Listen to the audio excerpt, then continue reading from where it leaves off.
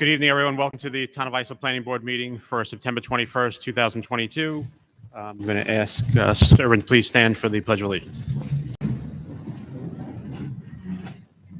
Pledge allegiance to the flag of the United States of America, to the republic which stands one nation, under God, indivisible, with liberty and justice for all.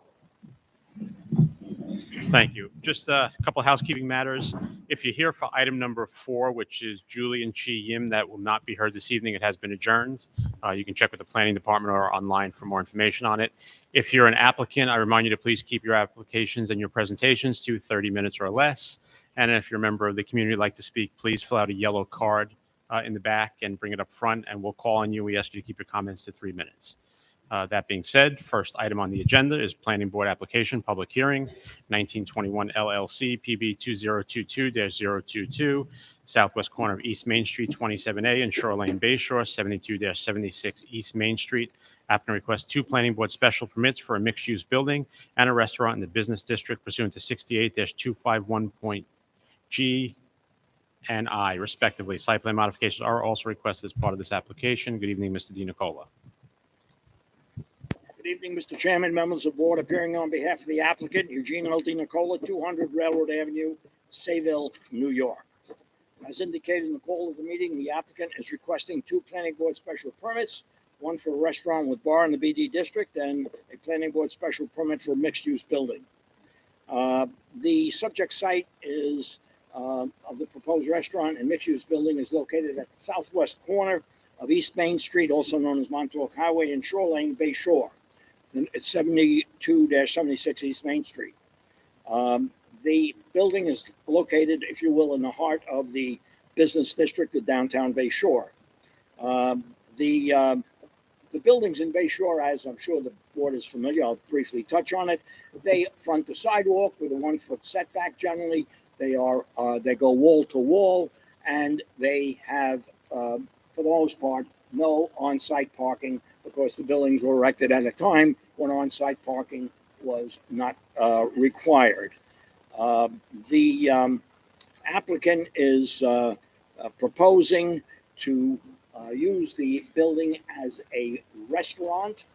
The existing building is vacant. It is the Sunny Buffet, and it was a Chinese restaurant for years. There is a history to the building. It's had a restaurant in there since approximately 1970. If you look at the certificate of occupancy, it has had restaurant uses in there for probably the past 52 years. Now, the applicant is proposing to completely rehabilitate that building. If you're familiar with it, it is not in very good shape. It has been closed for a while.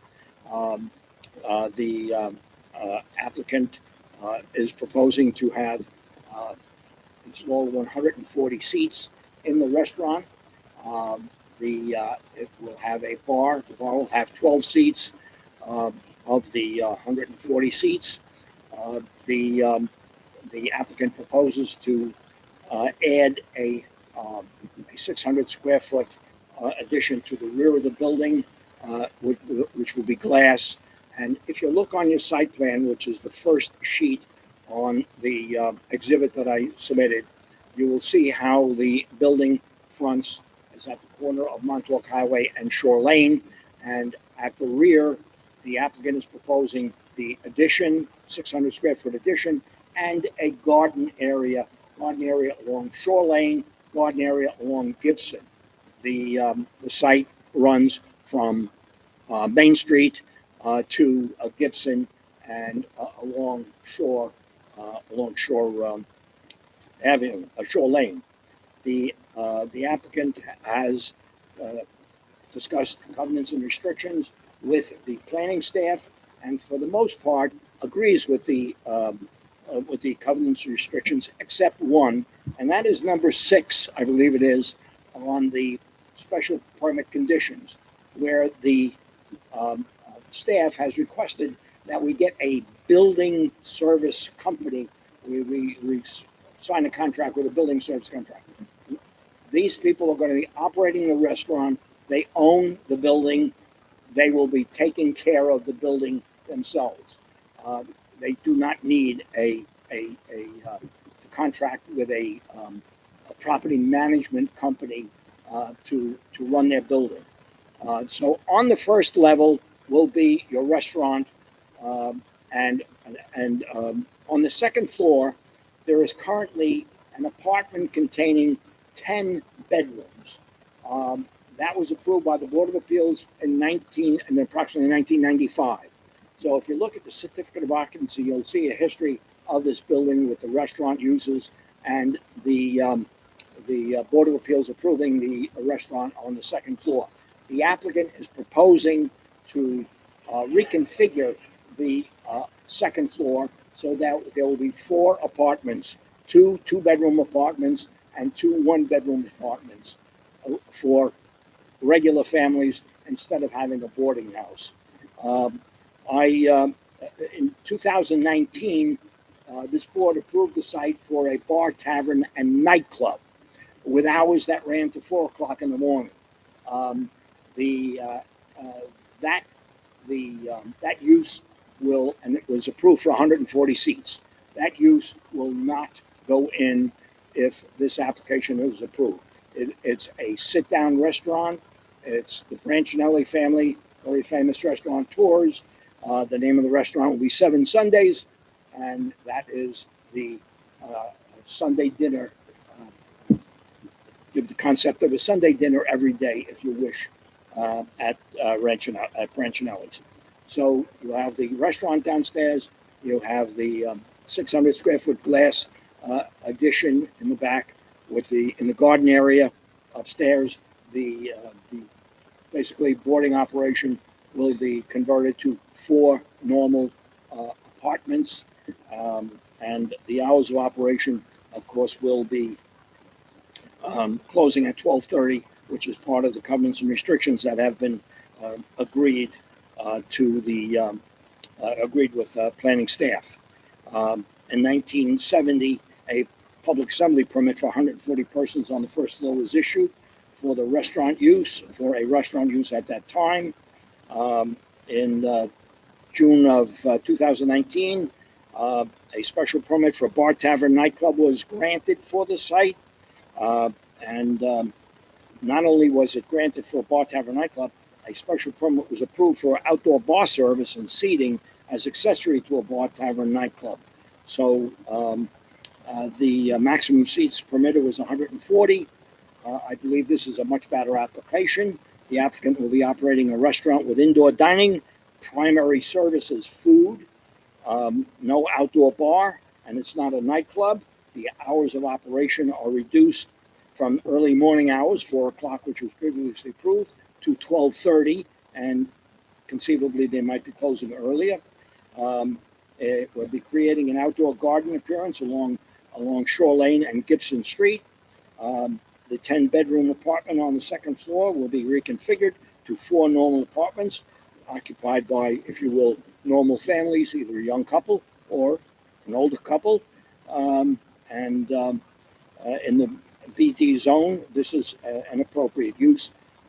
The applicant requires that to have a mixed-use building, 30% will be commercial space. In this instance, 55% of the building, or approximately, will be commercial space. So it meets the criteria for a mixed-use building. The zoning classification of BD is specifically designed to encompass the downtown business areas where the buildings front the pedestrian sidewalk, do not have traditional front yard or side yard setbacks. The proposed use will be in harmony with and promote the general purpose and intent of the ordinance. The safety, health, welfare, comfort, convenience, or order of the town will not be adversely affected if this application is granted, and the proposed use will not prevent the orderly and reasonable uses of permitted or legally established uses in the district or adjacent use districts. Based on the submissions that I have presented to the board, I respectfully request that the special permits be approved, especially taking into consideration the history of the previous approvals granted by this board. Thank you, Mr. Nicole. We'll go to if you have any questions, I'll try to answer them. we'll go to a staff report, public comment. I do not have any cards on this. Did anybody come in who wished to be heard on this application that did not fill out a card? Not seeing anyone, I'm going to go to Ms. Wozniak to give us a staff report. Thank you, Mr. Chairman. The property is located on the southwest corner of Main Street in Shoreline and Bayshore. The property was most recently before the board in 2019, where the owner obtained a special permit for a bar with 140 seats. At that time, the applicant was making no change to the second floor, where a legal non-conforming apartment with 10 bedrooms exists. Tonight, the applicant is looking to convert the second floor from one apartment to 4 and obtain a special permit for a restaurant. There will be 2 one-bedroom apartments and 2 two-bedroom apartments. In addition, the application will be adding a 600 square foot addition on the first story to accommodate additional seating with the reconfiguration of the first story restaurant space. The restaurant will have the same number of seats as the previous bar approval, and the applicant is no longer proposing outside seating. A site plan will be required as the applicant is removing some parking to create an outdoor garden, which significantly increases landscaping on site. A parking relaxation is also required, along with an FAR variance from the zoning board. The proposed changes are a positive overall improvement to the site and bring the upstairs apartments into compliance with the zoning code. In addition, the first floor commercial space is less intensive than the previous approval from 2019. So based on this, planning recommends the board grant the application subject to the attached conditions. Thank you. Thank you. Questions from the board? Is that questions, Moriarty?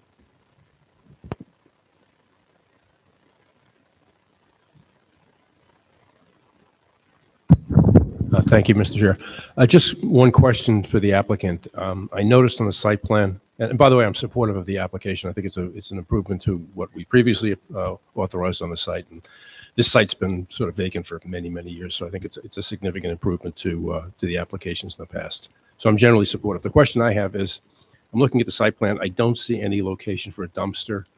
And it might be my pet peeve, but I drive Gibson on a regular basis, and there are numerous dumpsters literally strewn on those back parking lots. And I'd like, on a number of other applications, I requested the same for other applicants. I think that really needs to be thought about. I think it's a significant improvement to the site. I want to make sure that the applicant sort of has thought that issue through, and we're not seeing another dumpster, on a parking spot in the back. So if you could answer that. Yes, I can, Mr. Moriarty.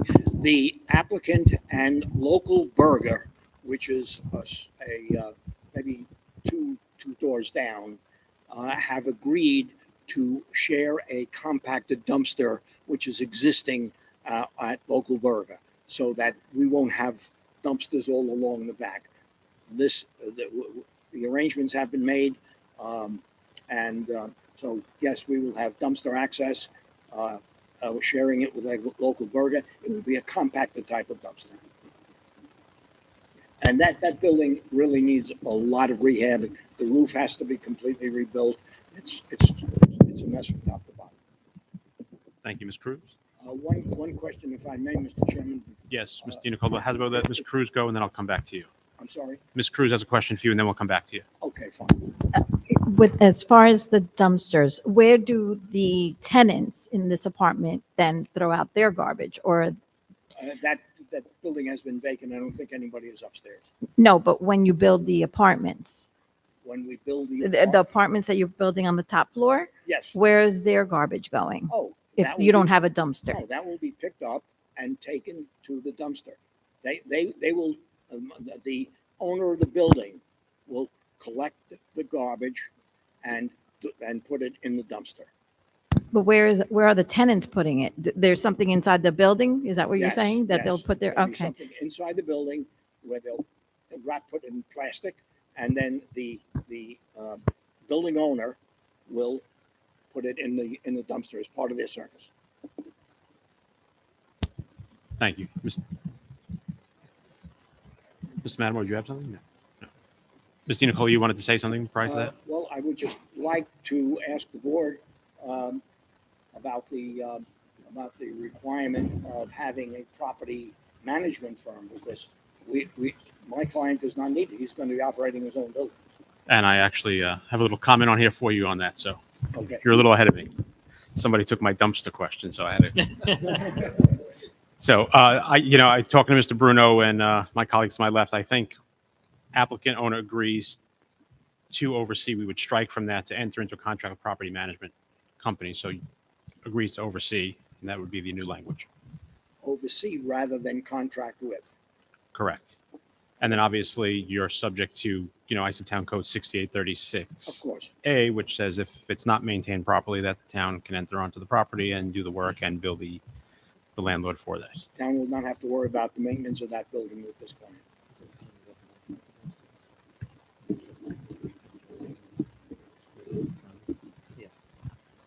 Just going to, you have the covenants in front of you?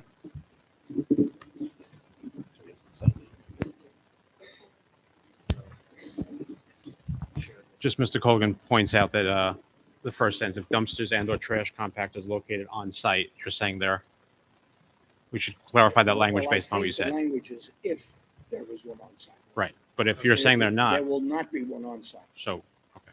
So that's why when I was speaking with Ms. Wozniak, she said, just in case, if there's none on site, or if there is one on site, then you have to comply with that. But Okay. there will not be one, a dumpster on site. That's what I heard you say.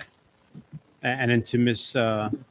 Cruz's point, do we want to add any language in there about the tenant's disposal will be inside the property? I think the tenants have, I think we have to take care of. I'm the just problems. deferring to Ms. Cruz. If she would like to, we'd add a covenant. If not, I'm okay with it. Okay. So with the, Mr. Frugieri, Mr. Di Nicola, does your client intend on having any outdoor seating? No.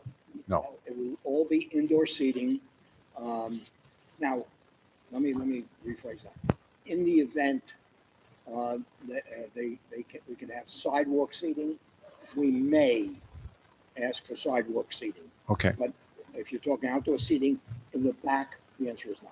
okay. Only the standard outdoor seating with, Sidewalk seating, I believe, might need a special permit. That's yes, why, it's the only thing I'll I, need something from the It's not, planning staff directly. it's not a special permit in the business district.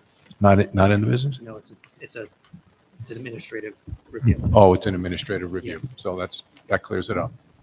Thank you. anything further from the board?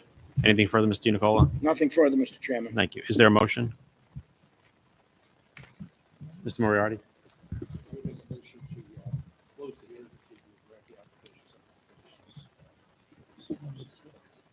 And the modified. Okay. It's a motion by Mr. Moriarty to close the public hearing and grant the application, subject to the covenants and restrictions, number 6 as modified on the record. Second by Mr. Bruno. All in favor? Aye. Opposed? Abstentions? The application is granted. Thank you. Thank you, Mr. Chair, members of the board. Have a good evening. Next up. Yeah. Don't go too far, Mr. Di Nicola. Next application, Town Board application, public hearing, 2465 Ocean Avenue LLC, CZ 2022-017, east side of Ocean Avenue, approximately 312 feet south of Erie Street, Ronkonkoma. 2465 Ocean Avenue, applicant requests a change of zone from Residence AA District to General Service T District to utilize an existing dwelling as an office. Site plan modifications are required as part of this application. Good evening. Good evening, Mr. Chairman, members of the board. Appearing on behalf of the applicant, Eugene L. Di Nicola, 200 Railroad Avenue, Sayville, New York. At this time, Mr. Chairman, I would like to submit a couple of return receipts. We'll take those and make them part of the record.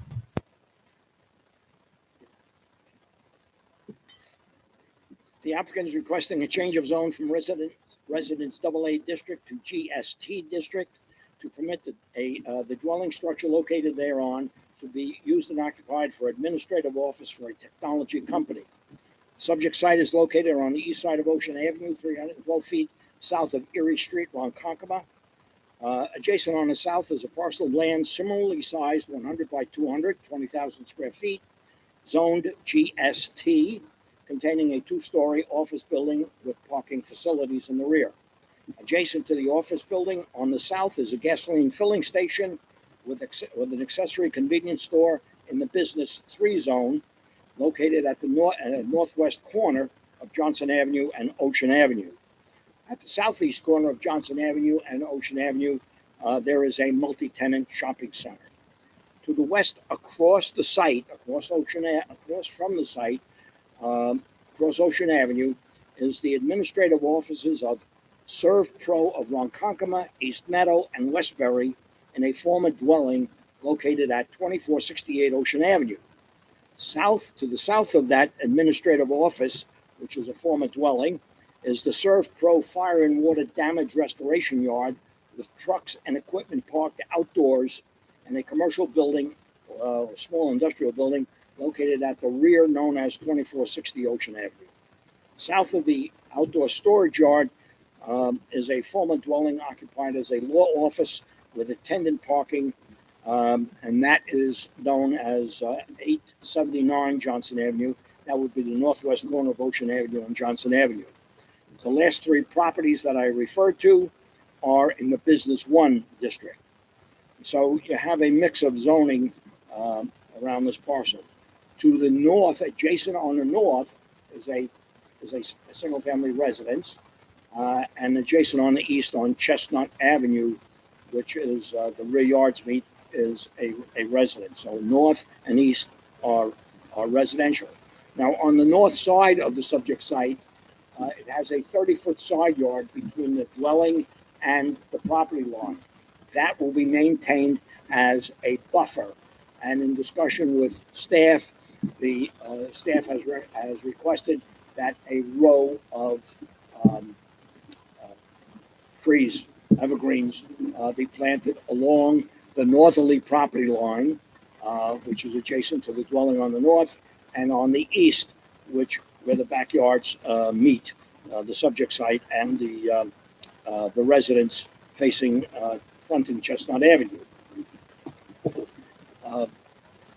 Now, Ocean Avenue, if any of you may remember, in the late 70s, early 80s, it was just two lanes, one lane north, one lane south. Of course, it hasn't been reconstructed to what it is today, which is two lanes north, two lanes south, a center turning lane, and a shoulder on the east side and a shoulder on the west side. It is now a main feeder road to the Long Island Expressway, which has an entrance at Ocean Avenue. The New York State DOT count as of October 2020 indicated that 23,700 average daily trips pass this property. Now, the subject property is roughly 20,000 square feet. It has a two-story single-family dwelling existing on there, and it was constructed. CO was issued March 18, 1949. The dwelling is roughly 1,584 square feet on two floors, and it has a detached garage of 490 square feet. The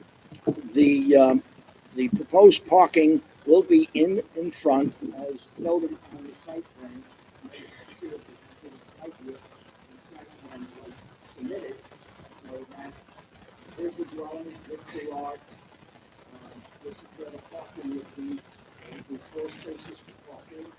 The balance of the parking would remain actually 64% of the parcel is grass and natural area.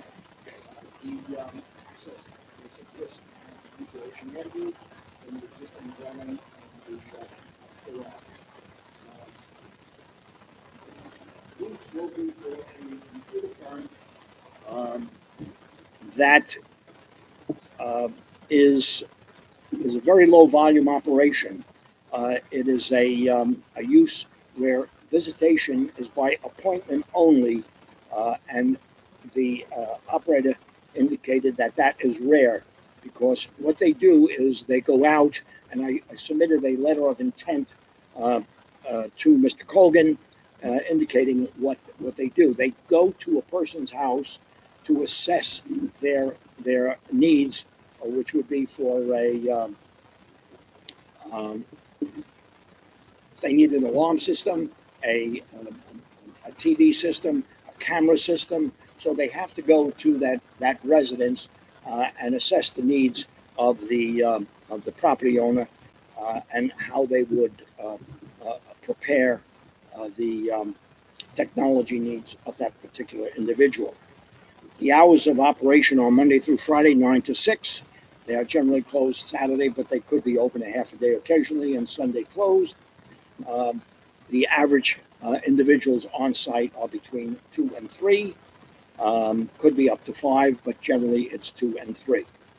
The proposed site is exactly what the GSD zoning district was intended to address, where a once residential roadway has become a main feeder and a well-trafficked roadway to the Long Island Expressway.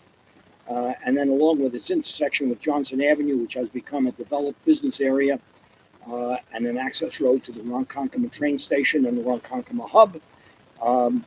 That tree line road that had dwellings on it at one time has now expanded to 4 lanes, as I have explained before, in the center turn lane. The GSD district permits and its purpose is the adaptable reuse of residential dwellings to office use, and yet maintain the residential appearance and streetscape, having lawns instead of having a business one district with the parking in front and the business building. So I would respectfully request, Mr. Chairman, members of the board, that the recommendation to the town board for the change of zone be made by this board. Thank you, Mr. Nicola. We'll go to public hearing, staff report, and we'll come back for questions. I do not have any cards. Did anybody come in later wish to be heard on this application? Not seeing anyone, I'm going to turn to Mr. Colgan to give us a report.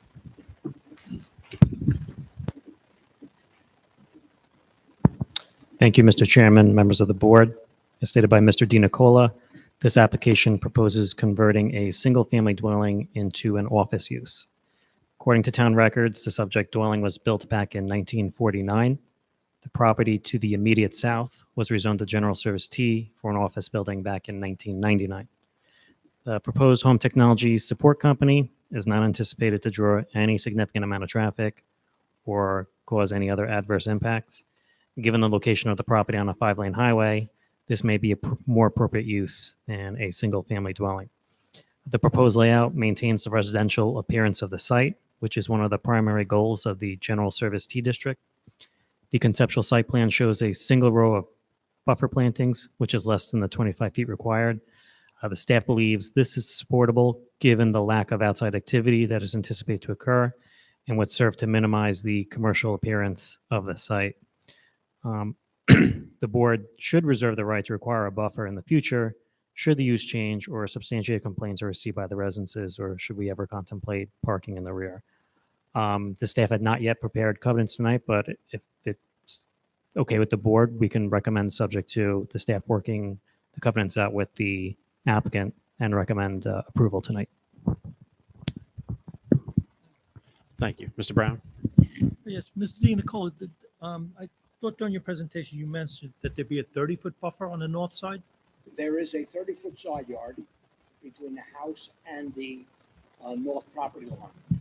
Right. And that is going to be maintained as a buffer area. Okay, and Sean, and I think you just said it was going to be less than 25 foot in your presentation?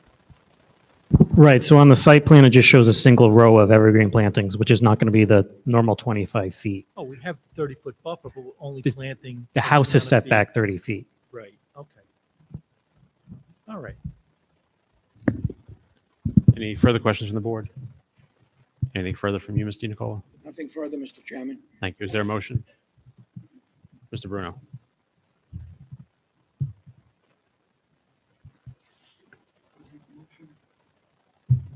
On the front thing. I would make a motion that we grant we recommend grant of the application based on reasonable covenants being worked out between staff and the applicant. It's a motion by Mr. Bruno to grant the application, subject to reasonable covenants being worked out between the staff and the applicant. Is there a second to that? Second by Mr. Moriarty. All in favor? Opposed? Abstentions? The application is granted. Thank you. Thank you, Mr. Chairman. Members of the board, have a good evening. Next item on the agenda, Town Board Application Public Hearing, BSL East Islip LLC, CZ 2022-018, northeast side of East Main Street, State Route 27A, 213 feet east of Greenwood Avenue, East Islip, 117 East Main Street.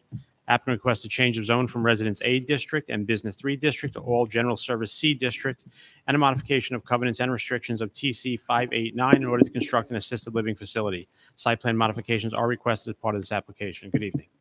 Good evening, Mr. Chairman and members of the board.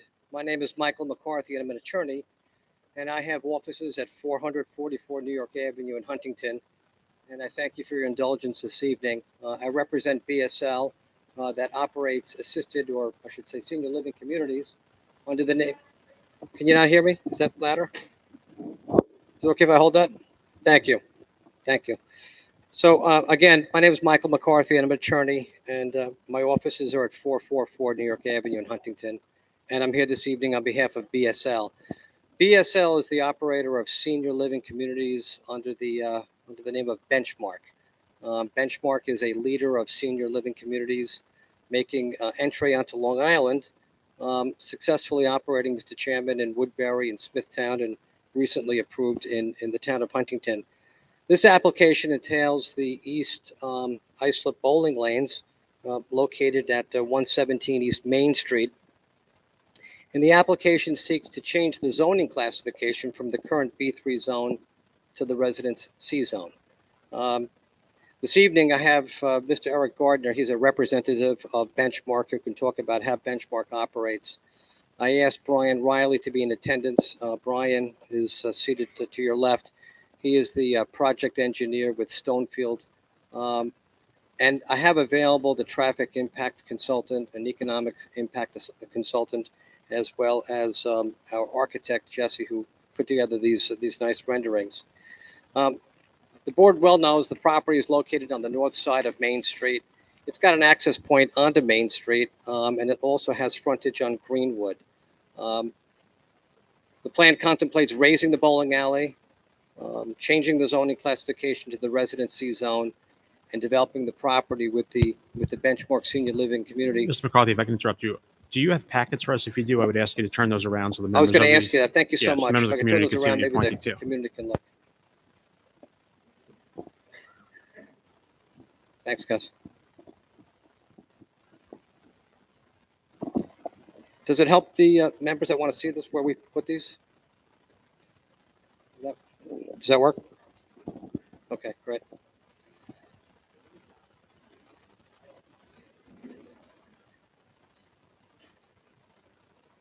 Brian, maybe break.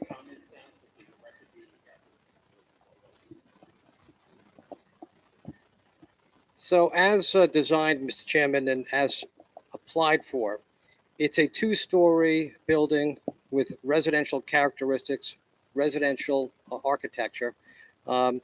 Originally, when the first iteration of the plan showed access point coming off of Greenwood with a minor access point of East Main Street. We received planning staff comments. You should know that we held a community meeting virtually on February 15. We did that by Zoom. I sent out a letter to everybody within 500 feet and asked anybody that wanted to participate to please let their neighbors know. We had a very, interactive exchange. We took notes, and based upon those notes, we substantially modified the plan. We held another in-person community presentation. Again, I sent out a letter to everybody within 500 feet. We met at the Marriott Motel, which is near the ball stadium in Central Islip. It was very well attended. And again, Mr. Gardner and Mr. Riley and myself made a presentation to the community. The property is unique in that it's 4.3 acres in its own business. And I think the planning board well knows that it's unique in the sense that you hardly ever see a business property this big. We think it's a wonderful opportunity to change the classification to a residential and provide a residential use. And I'm confident that the board members are familiar that the Islip Town Code was amended on July 20, 2021, so that senior living communities are now contemplated in the Residence C zone. There's no denying that Long Island in general, and the town of Islip in particular, is experiencing an aging demographic. Eric will speak to this, but it's anticipated that the residents that would come and live at a Benchmark senior living community would come from within a 3 or 4 mile radius. That speaks to the town and the aging demographic of the town. It also speaks to the need. Some might say that Long Island and in Suffolk County is a veritable desert when it comes to senior living communities and the need for the aging demographic and the longevity of life. And we felt that this residential community on this piece of property would better fit any of those uses that you could do as a matter of right. To be clear, the bowling alley has made a decision that they're selling. The building is a little bit, aged and antiquated. They're leaving. They've made a business decision. Whether it's sold to Benchmark or someone else, I don't think there's any desire there by the operators to continue, at least under the current economic climate.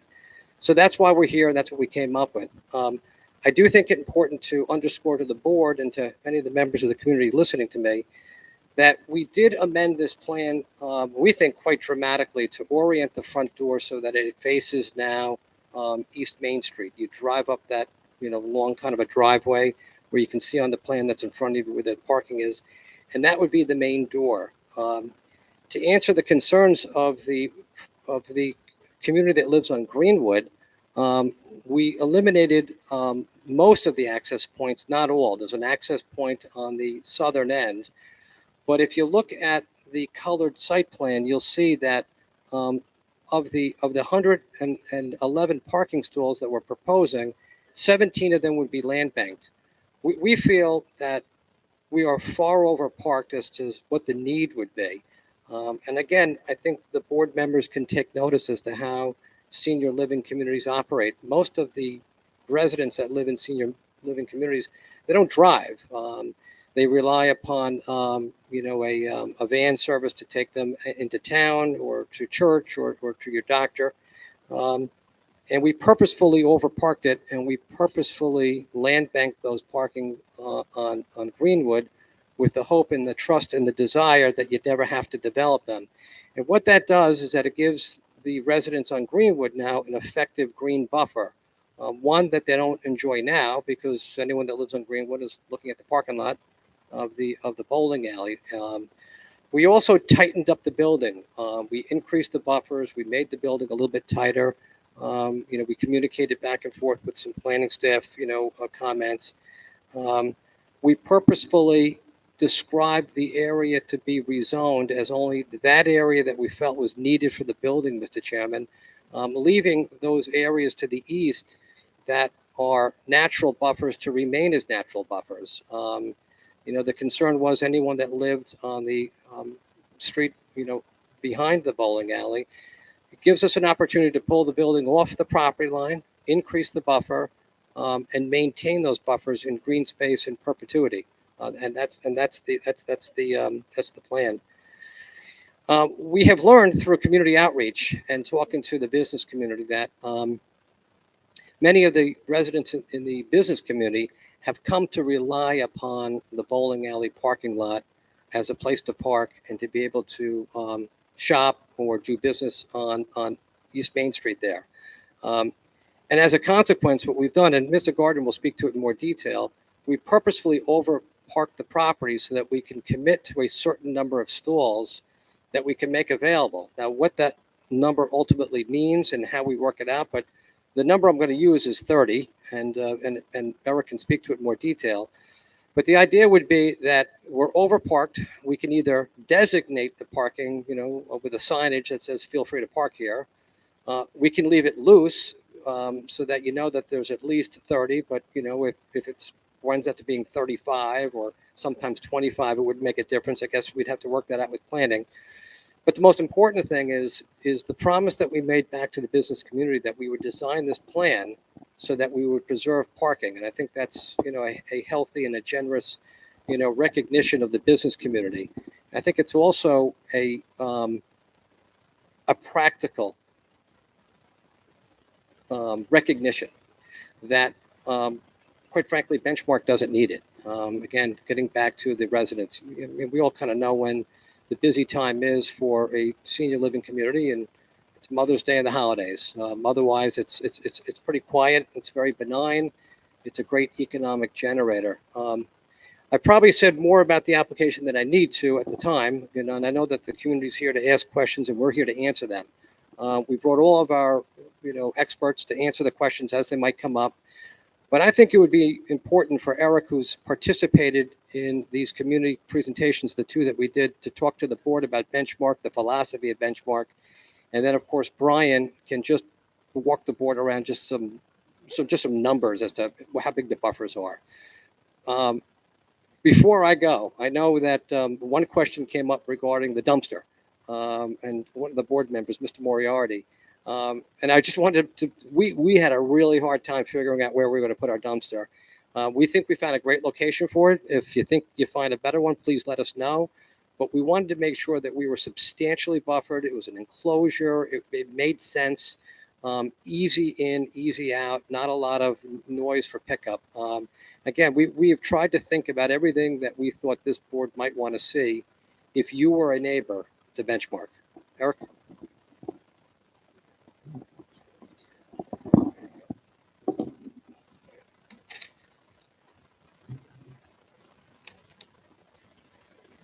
Good evening, Mr. Chairman, members of the board. My name is Eric Gardner. I'm from Benchmark Senior Living. My office is at 201 Jones Road in Waltham, Massachusetts. And I'm just going to be as brief as I can. I want to touch on three things: a brief introduction to Benchmark, talk a little bit about the need and why we want to be at this particular location, and then briefly introduce what we're proposing. Benchmark is an owner-operator of all different types of senior housing. We have independent living communities, assisted living, memory care, and CCRC communities.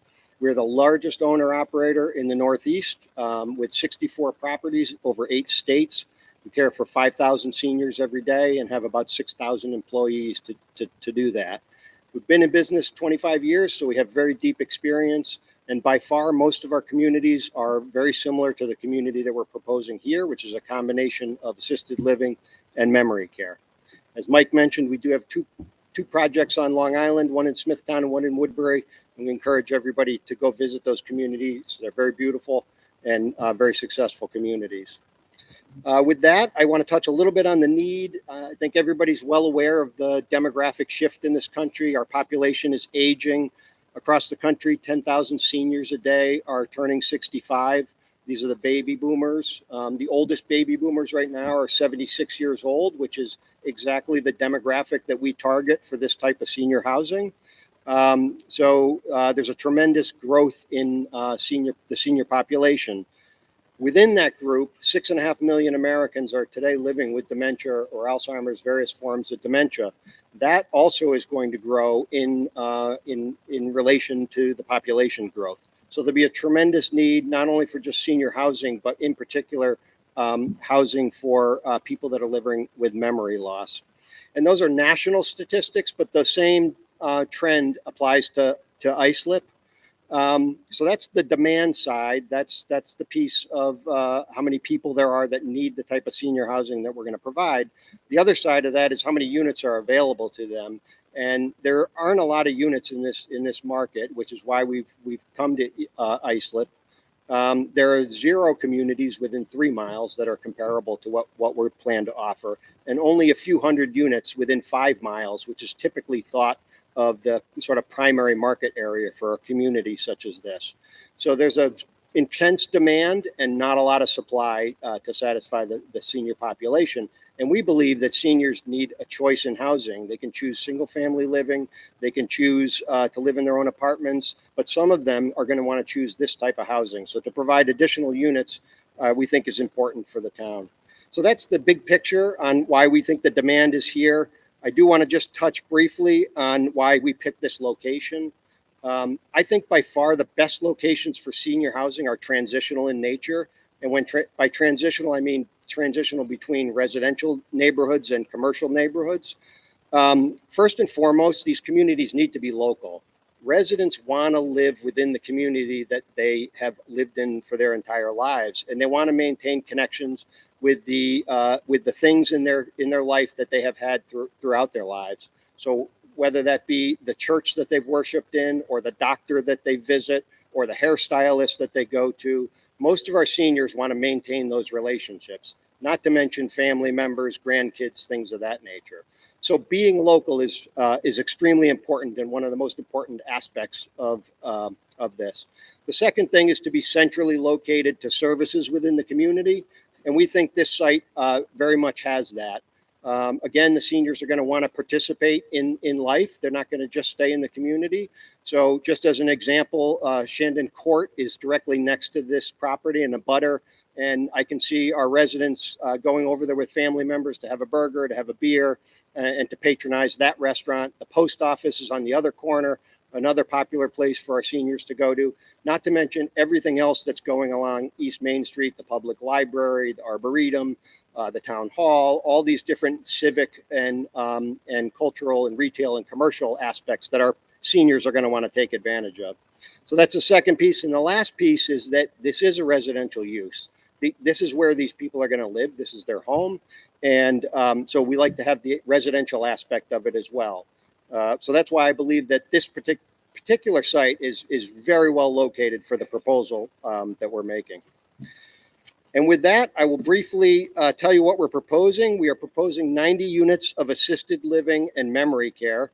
64 of those units are planned to be traditional assisted living, and 26 of them will be for memory care.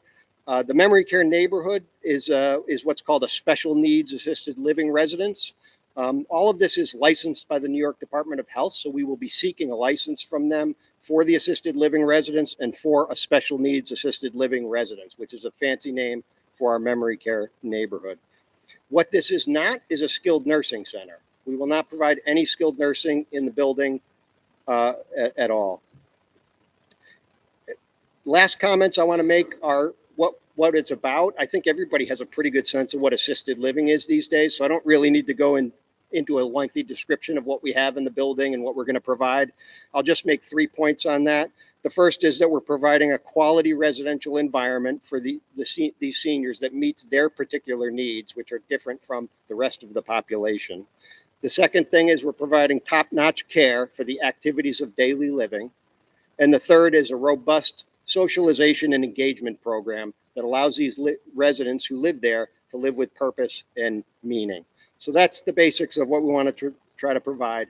And then the last thing I want to mention is we do really build a first-class building. This will be a high-quality building.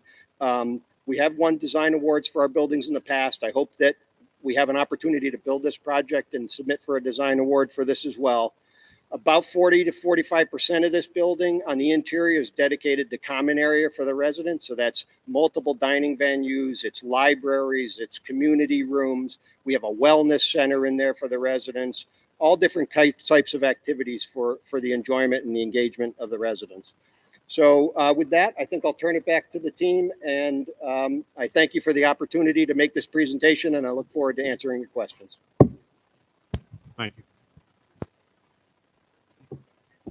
Mr. Chairman, if there's any questions of me or Mr. Gardner, may I introduce the project engineer, Brian Riley? Let's do the project engineer. We'll come back for questions later. Thank you.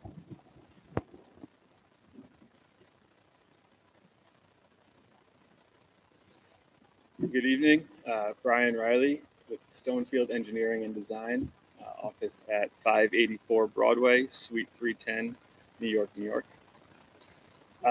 So not to repeat too much of what was already said, but I just want to start with the site plan that we're proposing today is a complete redesign of the initial intentions from our project team, all coming out of feedback that we received at our community outreach events. Three major factors that I just want to talk about on the site plan, starting with the front door location. Mike already mentioned it, but we have relocated the front entrance to the building to the southern Can you just hold the microphone up? Yeah. Sorry. There you go. So we relocated the main entrance to the building to the southern facade facing Montauk Highway. The idea behind that, get the majority of the activity on site away from the residents along Greenwood. Second thing, I just wanted to clarify something that Mr. McCarthy brought up earlier regarding the curb cuts. The existing condition, there are 3 curb cuts accessing the site, 2 along Greenwood Road, 1 along Montauk Highway. We wanted to maintain those 3 coming out of the community outreach meetings. We have actually reduced that to 2. The third one on the northern side of the Greenwood frontage is being designated for emergency access only, and that will actually include a physical breakaway gate. So there will be no, general public using that access up on the north end. And then thirdly was the buffers and the landscaping on site. I think this is really important on this site. With this building redesign, we have tried to get this building as centrally located on the property as possible in order to increase the buffers to all of our residential neighbors, east, north, and west. on the other side of Greenwood. On the east side, I think our setback right now, our building setback at the smallest point is 53.4 feet. On the north side, we have 40 feet. And measuring out to Greenwood Road, we actually have, I believe, just over 60 feet. On that Greenwood Road side, as I already mentioned, we have 17 land bank parking spaces just to further improve the landscaping on that end. And in your packets, one thing I wanted to point out, in your packets there, you have an exhibit called Landscape Coverage, I believe. So if you take a look at that exhibit, all the areas in dark green represent new landscaping on site. As you know, if you're familiar with the site today, the site is mostly impervious coverage, big asphalt parking lot, the building, and then those densely planted areas off to the east. So those densely planted areas are to remain. And then on site, all those green areas add up to 43,600 square feet of new landscaping. That's over 1 acre of new landscaping that's being proposed on site, which I think is a huge improvement to the site and a huge benefit to the property as well as the community. Do you have that exhibit out showing it to the members of the community? It's Mike, if you could just turn to that exhibit. This third one, maybe? Yep, there you go, that one. So yeah, again, the dark areas on that plan are all brand new landscaped areas where previously there was hardscape impervious surfaces. At this point in time, we've designed the site plan, a lighting plan, and a landscaping plan. The lighting plan has been designed to eliminate any and all light trespass into residential neighbors. So it's completely zero across that property line. The landscaping plan, just to go back to that and reiterate one more thing, all of that new landscaped area is to be densely planted. I believe at this point on our landscaping plan, we're actually proposing 46 deciduous trees, 61 evergreen trees, and then over 400 different shrubs, ground cover plants, smaller plant species. In all, I mean, that's kind of where I want to keep it right now. Like I said, we've increased the buffers. We're maintaining the buffers as much as possible that are existing, the densely planted wood areas. We're trying to get as much of the activity away from Greenwood Road as we can by moving the door to that location, closing the northern curb cut for general public use, keeping the vehicular traffic down to the southern end of Greenwood. And I think all of these things coming out of the community outreach meeting and all of these revisions will really lead to the most efficient use and the most beneficial use of this site. So with that, I'd just like to give it back to Mr. McCarthy if there's any other questions to add here. Are there any questions of Mr. Riley before I let him go? Yeah, we're going to go to the public hearing, staff report, then we'll come back for a Great. questions So on that. just to be clear, Mr. Chairman, I'm going to, sit down. I think this is really more about the community than me, obviously, and I think the board is familiar. Just to point out, we do have our traffic consultant with us. We have our architect with us, and we also have Mr. Wortman, who did an economic benefits analysis. They're here to answer all those questions. We will take notes, and we will be prepared to answer questions. Thank you. We're going to go to the public hearing portion. If anybody came in late and does not know if you want to speak, please fill one of these out. We'll call you up to speak. But Mr. Brown is going to call up the speakers. First speaker, Judy Fisher.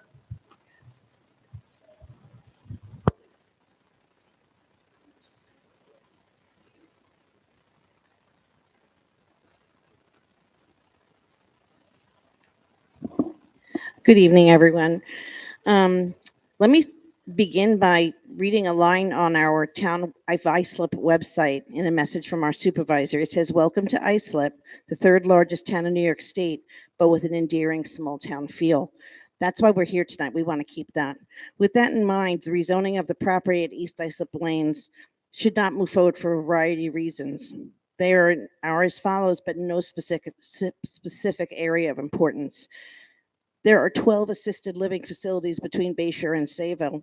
There is no need. I've called multiple of the facilities and have gotten through to about half of them. Most of them are at 75% capacity and have immediate availability.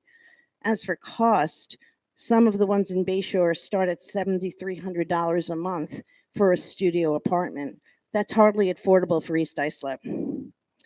Location. We live in a hamlet to avoid the congestion of the city and urban-like areas. Bayshore has become urbanized and every piece of property is now high density housing. That's not why we live in East Islip and pay the taxes we do.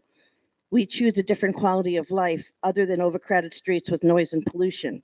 Benchmark is looking, they're saying for 90 beds on 2.5 acres, I believe, or 3 acres, but their Smithtown facility has 136 beds on over 12 acres. That's quite a difference. There are numerous pieces of property on Sunrise Highway which would be more suited to this facility.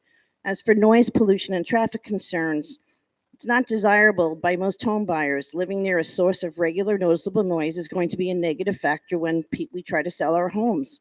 Our quality of life when trying to use our yards or opening our windows will be negatively impacted by the traffic. With a fully self-sufficient facility, there's going to be numerous food supplies, delivery trucks by tractor trailers, garbage carting multiple times per week, 3 shifts of employees, medical buses and vans, ambulance calls, visitors, not to mention several of the assisted living facilities operate 24/7. I'm not sure what their intention is. Additionally, the town just rezoned the Sagrestano property in back of Greenwood, between Greenwood and Champlin, for 25 senior cottages. Bayview has recently been rezoned for another 25 single senior cottages, and it seems like every piece of land is just everything's being thrown out, and anything a builder or a developer wants is being granted. As for the safety, I'm not sure that Union Boulevard or Montauk Highway can handle any more traffic. With regards to emergencies, assisted living facilities face greater difficulties than an average business in the event of a natural disaster. Residents may be disabled or have reduced mobility or be unwilling or unable to respond to instructions. Is our community ready to handle a 90-person unit? Union Boulevard, from its origin end, 27A, is residential by nature. I actually did the drive today. The first business starts at Saxon Avenue. So we're going to increase traffic in a residential area that is already greatly overburdened. I have more, but I know my time is up, but thank you for listening. Thank you. Ms. Fisher, if you'd like to, if you have written comments, you can feel free to submit them. I'm going to ask everyone to please hold their applause so that we can go through each of the speakers and let them be heard. Ms. Fisher, I was just going to tell you, if you have comments in writing that you want to submit as part of the record, feel free to do so that you didn't get. Yeah, we'll make them part of the record. Okay. Absolutely. Irvin Cohen?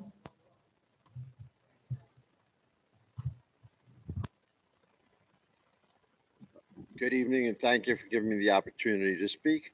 Part of it that I'm a little troubled about is these type of facilities require a fairly sizable staff. Now you've got staff parking, and you still do have some residents that drive or have visitors on a regular basis. Plus, you're generously providing the additional spaces you said for the community. What I'm not understanding is, how do we have enough space left over if this facility were to be granted for all of these people to be able to park? And of course, secondarily, their coming and going is going to interfere with traffic flow. You also said that the front of the facility was going to be facing Main Street.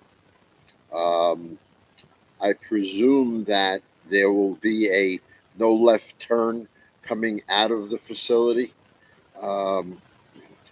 because obviously that would be a kamikaze run. That's the part of the traffic flow and parking that concerns me. Thank you very much for hearing me. That's all I have. Thank you. Thank you. Dana Ehrlich?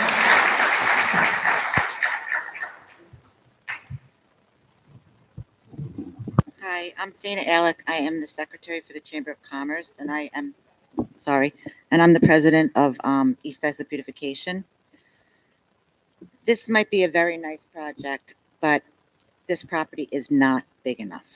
This property is zoned for a 38,000 square foot building, and they're asking for a 90,000 square foot building. there's a lot of inconsistencies. They're saying it's on 4.27 acres.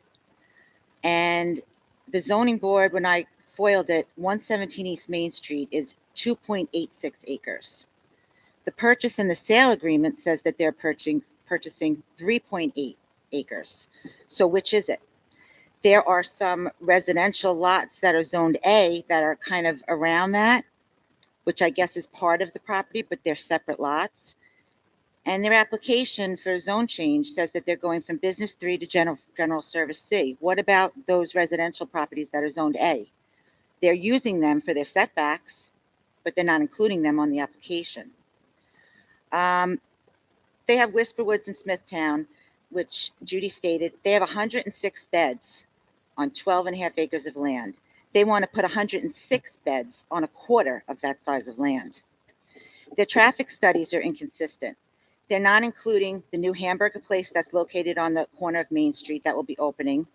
And it also doesn't take into account that East Islip is very unique, where all of the traffic funnels down to Main Street whenever there is an accident at the Oakdale Merge, which is at least once a week. Anybody that lives south of Montauk, like myself, are prisoners in our own home for hours on end. You are stuck on Main Street. You cannot move. You cannot get off. You cannot get out of your block to go up to Pat's Market. It's insanity. And that's not being taken into account. Also, their traffic signal warrant analysis says that there are sidewalks and curbs on both sides of Greenwood Avenue. There are not. The west side has absolutely no sidewalks and no curbs, only at the very beginning of the road, but not where the frontage of where Benchmark will be. Their biggest issue is their parking issue. They have to have 165 parking spots for this development if you were to change the zone. Their environmental assessment form says they have 109 and 25 are land banked. Their site plan says that they're short 52 and 17 stalls are land banked. Is it 69 or 77? And then their purchase agreement says that when they finish the sale of the property, they're going to give 5 stalls back to the Hero Shop at 133 Main Street. That leaves them short 82 parking spots. All of the surrounding businesses use that parking area. All of them. The post office. I can't continue. Anyway. If you'd like to make those comments part of the record, we'll accept them in writing. John Coble.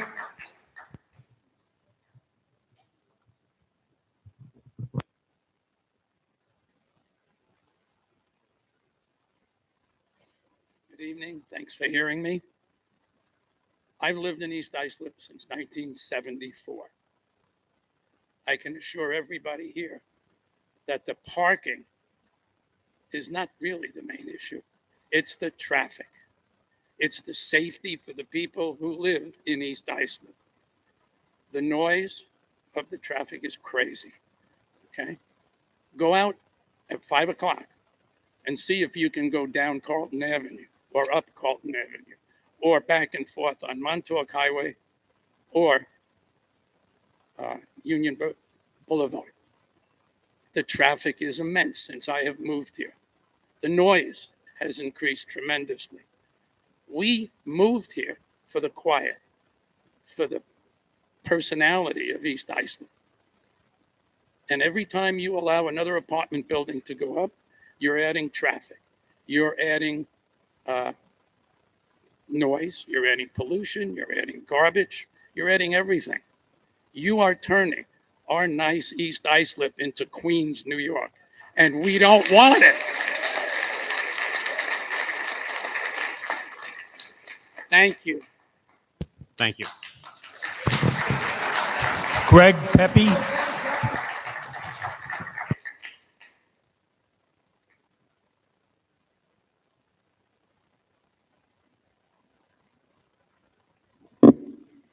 Yes, my big concern about this whole project is how does it benefit the residents and homeowners that live on Greenwood and the surrounding area? It's going to drive their property values down, okay?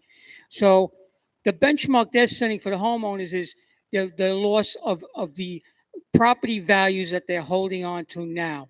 Okay. What has this board approved of the town of Islip for the youth of this town as far as sports? Why not keep that zone in place, the zoning in place, and either convert that into hockey rinks or for figure skating and ice hockey, or you could put pools there to teach the young swimming. All right. There's no need to change the zone and urbanize East Islip. I live in the hamlet of Islip. I can't even park at the post office in Islip because we have no parking there. I use East Islip Post Office because at least you're able to park there to use the post office. The delivery trucks that bring the mail in, this is on a federal issue now that nobody's even talking about, is going to be hampered because those trucks could barely get into there to service the mail going in and out. And the employees are parking in the lot where the bowling alley is now, okay, for the postal employees. That's where they're parking. So this whole concept of urbanizing this island, and we're adding more assisted living. Now, if you take the bowling alley or even if you put a hockey or a pool there, when those events are over, those people go home. They're not there 24/7 that they're trying to do now with the assisted living. Those people won't go anywhere. You're going to have rodents. You're going to have all kinds of stuff happening because of the unsanitary conditions that will develop. Give it time, it's going to develop. It's going to go downhill. It's going to drive your property values down. Okay. And we don't need any more assisted living. You got a big complex going in Oakdale off the Sunrise South Service Road. Okay.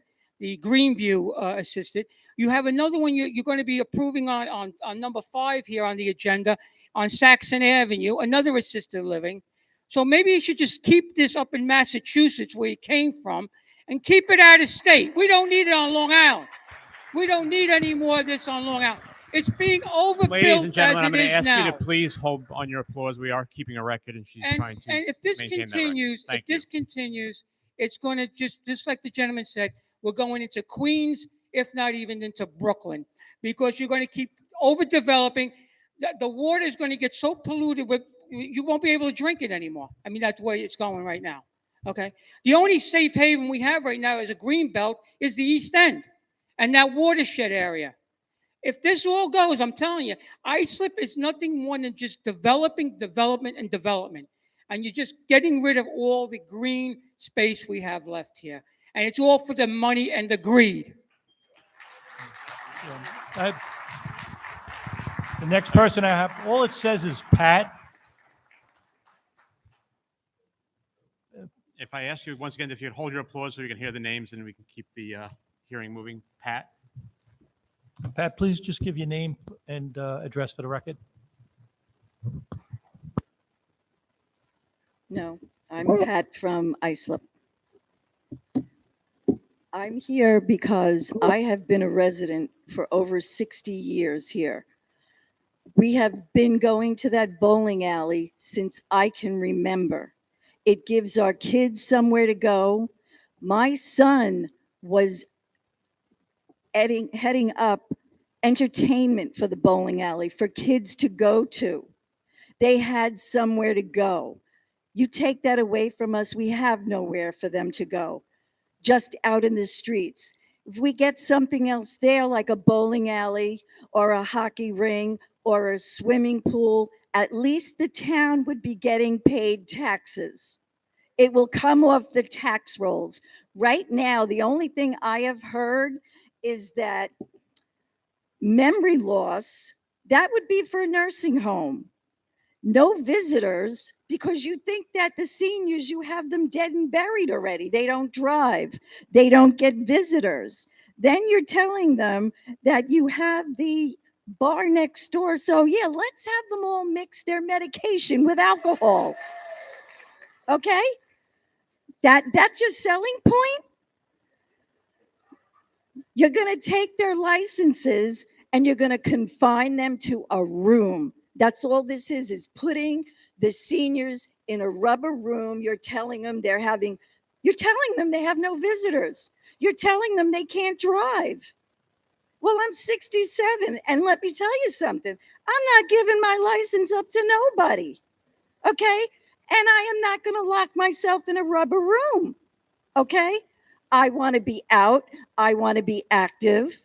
And I have customers whose daughter has become the bowling champion from East Islip Bowling Alley.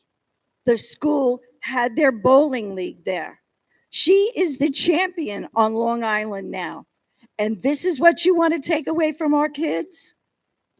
I don't think so. Linda Nozdak.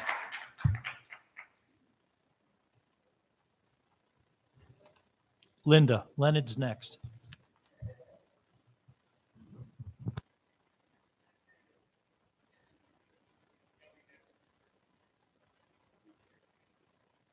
Hi, Linda Neidick. I live on Matinagoc, which is actually on Main Street, but right next to Shandon Court. So nobody took into account the traffic that may be going on to Matinacock because the other side streets don't go down to the elementary schools. Ours is a straight way through because of Dixie Pond. What I'm concerned about is that this seems like it's a done deal already, because it's already on the Benchmark website that we're going to build a facility in East Islip. I did a little bit of research, and for $12 billion that the company actually has and the money that they get from other funds to do this, what are we getting back in return? They're not going to pay taxes. You want to give them no taxes to pay? So for this money, has anybody thought about the impact that it has on our environment? I'm at sea level, and with a year that's not a drought, I have water. If you start doing all this building like this again, you're going to destroy more of the environment. Nobody's planning for the future about what's going to happen to the Great South Bay. What's happening to the water? Okay. So, nobody's thought about these things. And it shouldn't come as an issue after the problem is here. It should be thought about beforehand. And you should think about the waste, the electricity. There's no solar in any one of these things that anybody's doing. I have solar. I compost. I do all these things. I don't understand how the town of Islip itself, not just this particular building, but how do you let this all develop? And then you say you're environmentally friendly. We walked up today and the sprinklers are all on the lawn. We're in a crisis right now. So I don't think that's I don't really have a lot more to say, but other than I don't think most people have taken this into consideration. And if they do have that deeper pockets and you do approve this thing, then we should be asking for something back in return. And I don't mean just a buffer and a bush. Thank you. Leonard.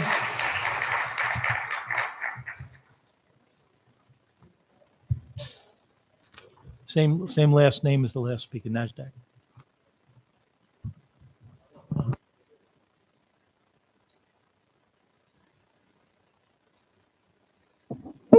My name's Leonard Najek. How you doing? You people have a large responsibility that I think you've neglected. We've been overbuilding and we're not improving our infrastructure at all, anywheres. Should have never been a choke on Oakdale on Union Sunrise Highway. That's a disaster. But you're here for the community, aren't you? Are you not for the community? Well, the bowling alley is a place where both seniors and the youngsters of this community mingle. I can't think of a better place for a community than the bowling alley. It's one of the last refuge we have in our community. Nobody uses the parks anymore because it's riddled with potholes. And the pool over there has been open in many years. So think about the community before you vote on any more projects here. But on the same token, let's look at what's happened to the bowling alley. They're being choked by taxes. They're being, discriminated against because they just simply can't exist freely anymore. It's a burden. I understand there was a number of people that wanted to buy the bowling alley, and I understand Mike wants to get as much money as he can for the property. Let's face it, he's going to lose half of it in taxes. The other half he gets to live on. Like you people are exempt from state tax when you get your pensions. He's not. So whatever he gets, he loses 50% of his salary right off the bat. $1 million, he gets $500,000. That's kind of lame, ain't it? Think about it. You work 40, 50 years for a pension and you walk away with only half? So when these people approached him over the last 5 years, he had to give in because of COVID. He simply could not afford to exist anymore there. Whatever he got from the federal government was a pittance. He tries to hang on to the locals. Michael's as big a part of the community as the bowling alley is. He serviced East Isaac High School beyond anybody's recognition, and he never really was recognized for his contributions, what he gave to the community. Gave a lot. And I'm asking you to do the same thing. We are a community. I've been in East Islip for 67 years. I lived on Union Boulevard for 67 years. 3 blocks up on another corner. I've seen the changes here, and I'm not happy with the changes I see. The only change I could think of is maybe replacing some of you people up there, because you're not seeing what we see. Now, I think your job is a hard one, because you got to balance, because you got to spread out that pyramid just so you can keep the top floating. So you got to get more taxpayers in so you have more contributions for your own benefit, not the community. I see 362 apartments going behind Grumman's. Not one improvement came to our community. Our roads still stink. You come down Greenwood Avenue, it's like a roller coaster. That man cover there is so high, the cars bounce over it now. You're not maintaining our properties properly. And I think maybe it is time for a change. Y'all might be having to look for new jobs. See what it's like to work with your hands for a change. Thank you.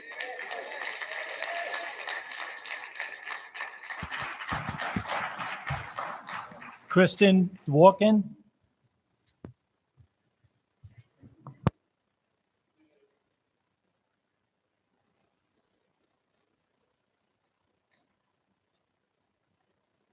Hi, everyone. I'm Chrissy Dworkin. I grew up here in Great River. I went to East Islip schools and I worked all over Islip town, from the airport to being a summer secretary for the Harbor Police. I left for a while to follow my husband to Los Angeles, and then I came back to raise my family in East Islip. The thing I loved most about growing up in East Islip, besides Stanley's, was the small town feel, and a project like this would change it even more. My family lives right by Hometown Cafe, and it is already impossible to make a left turn from there onto Main Street. Sometimes I feel like the traffic on Main Street is as bad as I dealt with in Los Angeles. I started a petition against this proposal, and we have 1,400 signatures so far, which I forwarded to the Planning Committee over email, and I'll share just a few of the comments. Please preserve the integrity of small town living. I don't want to see our town overbuilt. It is a disgrace the way greed has impacted all Suffolk County residents. Explore other options other than increasing occupancy. Overdevelopment is ruining the character of East Islip, and on and on. After years of division over COVID and masks and politics, this is an issue almost everyone in this town is against. I hope you hear us and do the right thing and keep the zoning as is.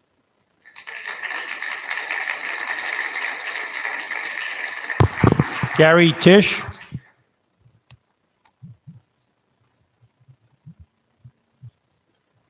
Hello, everybody. I'm Gary Teisch, president of the East Islip Chamber of Commerce. Thank you very much. One of our big concerns is, it's great that this place is going to have a library in it, a salon, yoga, all this stuff. What that does, that takes away from our local businesses. Everybody, they're going to go. It's convenient. That's the reason why this is being built. It's for convenience for the people that are there. Keep them inside, make it really nice, make it a Shangri-La for everybody to want to stay there. But the problem is, everybody that is in there that's using that place isn't going to use the local businesses, and we are hurting. We are already hurting. People they avoid our businesses because everybody's talking about the traffic. You're hearing everybody. We all have the common theme on this. There is going to be so much extra traffic, and if they say there are studies that say no, there's not going to be, what is going to be the remedy? Let's just say we find out that people are now parking on Union Boulevard and parking more on Main Street because it's just not working out the way the study worked. There are a lot of studies that they don't work out right. So what is going to be the remedy if, when this is done and now we find that it's going to be like a momentum of the West, which I don't know if anybody you are familiar with trying to get down Main Street by momentum, but it is a hazard. The police have a problem getting there, especially if there's a lot of traffic, which now is more the norm than not. And our local businesses are the ones that we're trying to keep everything else afloat, and it's very difficult, and I don't see this helping with the local businesses. So thank you for listening. You guys got a tough job, so thank you. Kathy Konendorf.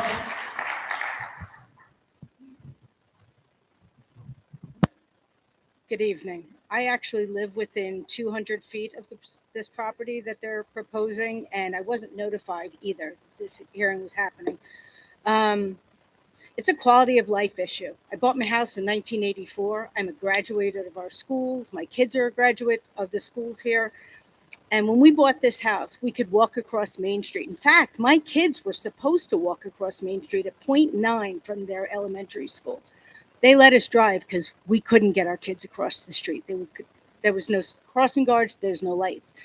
Just yesterday, I like to bike ride, and I go down to Hextra Park because I grew up here, right? It's my park. 15 minutes to cross Main Street at 5:30 at night. 15 minutes to get from my block, because I live between Union and Main, right? When the accidents happen on Sunrise Highway, we are completely landlocked on my block. Completely landlocked. We don't make laps. Whoever said that was hysterical. We are the land of no laps. If you're trying to get on Main Street, you just can't do it. We now go all the way around and make rights till we get where we can. I sometimes have to work a couple of towns west of here, and many times coming home because of what happens on Sunrise. One day, I don't remember how long ago it was, probably a couple of months, there was a bad accident. 1 hour and 20 minutes from Bayshore to Champlain Avenue. That's insane. But so you want to put people that could have a higher medical need, police need in a space where we can't even get. How are they going to get there? The ambulance corps is actually moving closer, which is awesome, but they're still not going to be able to get down because people, what did it happen? A couple of months ago, I walked to the bank because it's easier to walk on Main Street now than it is to drive, right? I walked to the bank. There was an accident. There were people driving over curbs because they were so angry that they couldn't get east, right? I know every back street. I grew up in Great River. I know how to get east of something and come back west now. That's a crazy skill to have to develop to live in this town, right? And I wasn't even good at it. I didn't make it. So you really have to think about the people who have been here literally since 1984, 1 block away, and I can't ride my bike across. I don't ride it across the street. I try to walk it because it's not safe to ride. But I can't even do that anymore. Don't let this happen to us. You're setting a precedent that we're going to become something we're not. My family's originally from Maryland, and when we moved here, we moved to Huntington. It was too crazy, too crowded, too busy, so we moved to Great River. Bucolic little town, right? I decided to raise my family in East Islip. I don't recognize any of it. And that's your job to protect it for us. I actually pulled up, the comprehensive plan. This is from 2011. I don't know if this is the most accurate one, but this is the only one searchable on the town board thing. And one of your charges is to protect us. Can I just read the one thing? It says to promote those commercial and industrial developments that are compatible with local employment and surrounding environments. This is neither of those. Thank you. Donna Sheehan.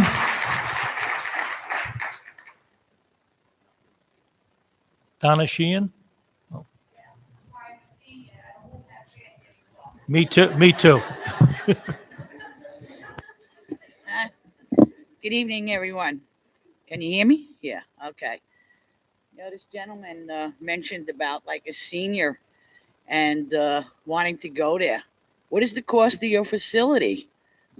I can't afford it. And I'm retired from the Postal Service on a pension and Social Security. There's no way I can afford to go into this facility. Really? Are you kidding me? Okay. The other thing is he mentions that you don't have enough facilities for this assisted living memory care. You just put up one. You're putting up another one. How many do we need? Not for nothing. How many died during COVID? How many seniors died here during COVID? Do you know? Probably not. Okay. The other thing is you people work for your constituents, or you're supposed to. That's your job. That's why you were voted in, right? Hired, whatever, to work for the people, not for them. Not for them. You're here for the people. Mike, no, we can't stop Mike from selling the bowling alley. No, absolutely not. We can't do that. But what we can try to do is stop you from rezoning it. Yeah, that's the problem here. You're zoning and changing everything. I come from the city. I don't know if you can tell by my accent here, but I come from the city. All right. And you move out here. I used to say, oh, I'm moving to the country. You know, I'm in the country. Well, this ain't feeling like country no more. You know, I worked in Brooklyn too. So is that what your goal is? That's your goal, right? To make this into Brooklyn, Queens. You don't want rural no more. You don't care about the environment. You don't care about pollution. You don't care about traffic.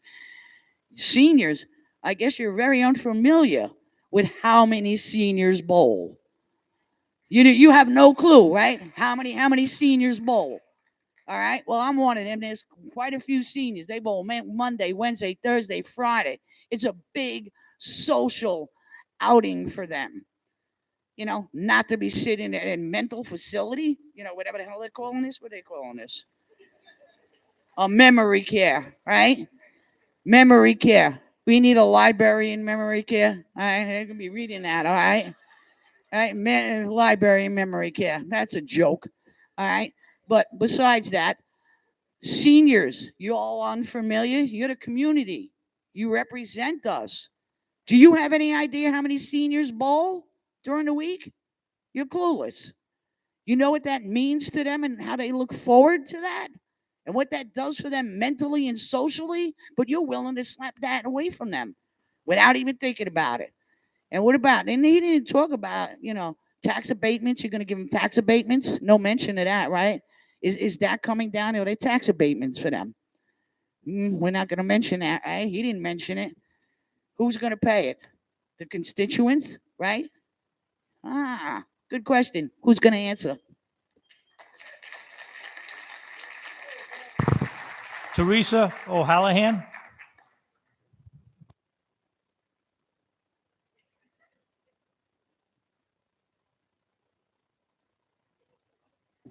Good evening. This is my first time coming to a meeting. I live on Shinnecock Lane in East Islip. I've been out here for about 35 years, and I am not a parking expert. I'm not a traffic expert. I am by no means a buffer or a green person expert. I recycle. I take care of my little home. I pay my taxes. My question now is, when is enough enough? We have done this in our community in East Islip recently on Bayview Avenue. We have done this, and we've changing zoning in residential areas, which is just totally not what we're here for. If there needs to be assisted living, God bless it. There are many brick and mortar vacant stores along Sunrise Highway. There are many lots available all over. Why do we need to come into the community in the residential area and take a piece of what we feel is our hometown?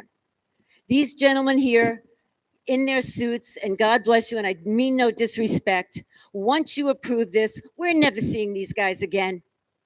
We're never going to see them again. It's all about greed. It's all about profit. And yes, as everyone has said here, I work. I can't come to these meetings. I'm a senior citizen. And I'm here tonight because I believe so strongly that this has got to stop. You represent us. Do me a favor, when you put your heads on the pillow tonight, think of the community. How many of you live in East Islip? How many of you live in Islip? I don't even know. The signs you put out for these public meetings are the size of a postcard. When you're driving by, unless it's the traffic that you're stuck in, you can't read it. I went online to look and see in the early part of this year about the Bayview, and there was a schedule up from 2021. I am asking you, I am begging you, make a difference. Stand up and make a difference. Assisted living, God bless it. I hope I never need it. And if there is, there's enough out there. plus our kids. But either way, we need to make sure we make a difference. When is enough enough?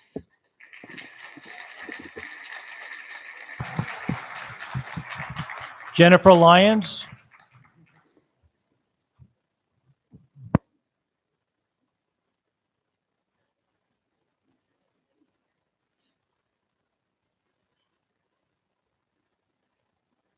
Good evening. I live a house away from the bowling alley, and I've been at every meeting for Benchmark. I was on the Zoom. I was up at Central Islip at the hotel. Benchmark has not listened to me. I said to them, please think of the residents on Greenwood. Please think of us. We have children, young children. They haven't. There's still entrances coming on from Greenwood. This is not the right spot. I work in Hempstead Schools, okay? I love working there. I love being a teacher in Hempstead, but I don't want to live in Hempstead. I don't want to live in Nassau County. I want to come to Suffolk County, East Islip, and this is where I've lived for 40 years. I love leaving Nassau every day. It's congested. Everything's on top of each other. I don't want to live on Greenwood and have this next to me, have my kids outside playing. They have not listened to us. I asked them, look out for us. I live a house away from the bowling alley. During the pandemic, my kids rode their bikes in the bowling alley parking lot. It gave them something to do. When the bowling alley opened, we were there. We were bowling. We had something to do. This is, I'm sorry, they're not listening. I've been at every meeting and they haven't listened. Please listen to us, please. I can't, I've lived in my house for 40 years. I bought my parents' house. I want to stay there, but it's getting harder and harder. I'm going to have assisted living right here and right next to, basically out my window. I will see it all the time. I will see the trucks coming down the street. Please listen. I have young kids and I want to stay on Greenwood. I want my kids to grow up there, but it's getting difficult because I don't know what's happening, what's going to happen when Benchmark puts their facility up there. So thank you. Thank you very much. Janet Landolph.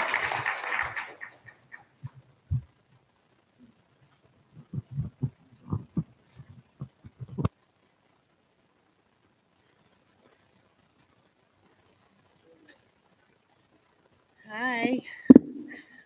First off, I want to say I respect you all. Okay, and I know this is hard.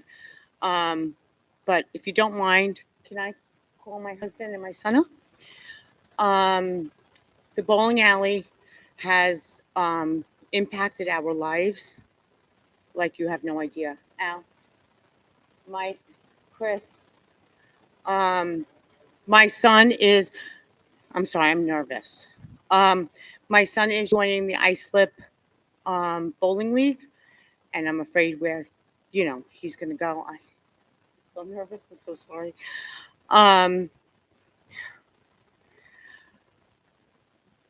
You guys can't do this. You can't. It's taken away from our kids. My kids have been bowling a long time. As far as seniors, I respect this. I do, because I'm a very big senior advocate. There's other places they could do. Sorry. Al, you want to help me out here? Anyway, what I'm saying is you cannot take this bowling alley away. If you want to turn it to something else, that's fine. But you can't do that. You can't. It's taken away from our kids. There's nothing for these kids to do anymore. Like if you guys can come up and say there's no roller rinks, there's no, what else do you want to take away from them? And I just don't know what else I can do to convince you guys to please, just please save it. and let these kids do what they have to do. I mean, there's schools that go. Central Islip just won their bowling champion. You can't let it go. Please, I am begging you. All right. And I am, like I said, the seniors will be okay without this. So I'm just a little nervous, but I do respect you all. And please, please consider it. Okay. Because these kids need something, because there's nothing else for these kids to do. Okay. There's nothing. And I hope you understand that. And I hope you respect that. And remember, these kids with the drug overdoses and stuff, these kids need this bowling alley or whatever not this. These kids are getting nothing out of this. Okay. I need my kids to be, and I'm sure everybody else's kids, to have something that they can go and stay out of trouble. We don't want trouble anymore. Not in Islip. I'm sorry, I was a little nervous. But let's do something for the kids, okay? Come on, let's keep it for the kids. Yeah, Alfred Landolph?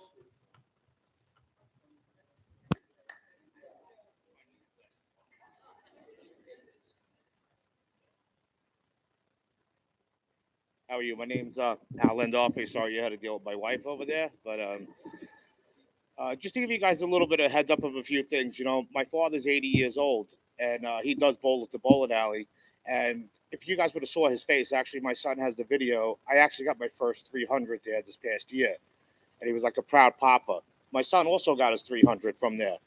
So it is a place to go. My little guy, he's bowling there now. Years ago, I was working at the federal courthouse in CI. Do any of you guys know how many square feet that building is? It's 1 million square feet. I patrolled it by foot every single night. You guys allowed that facility to be built there. Do you know that courthouse is half empty? There's nothing going on in there. That place is half empty. Right behind it, you guys have tons of acreage, which is still vacant. Put this over there. Put it over there. They're talking about that there's going to be vans and this, that, and everything else. So why can't you put it over there and truck them in? I also heard them say that there's a post office that they can go to. My father's 80 years old. My father doesn't party at the post office.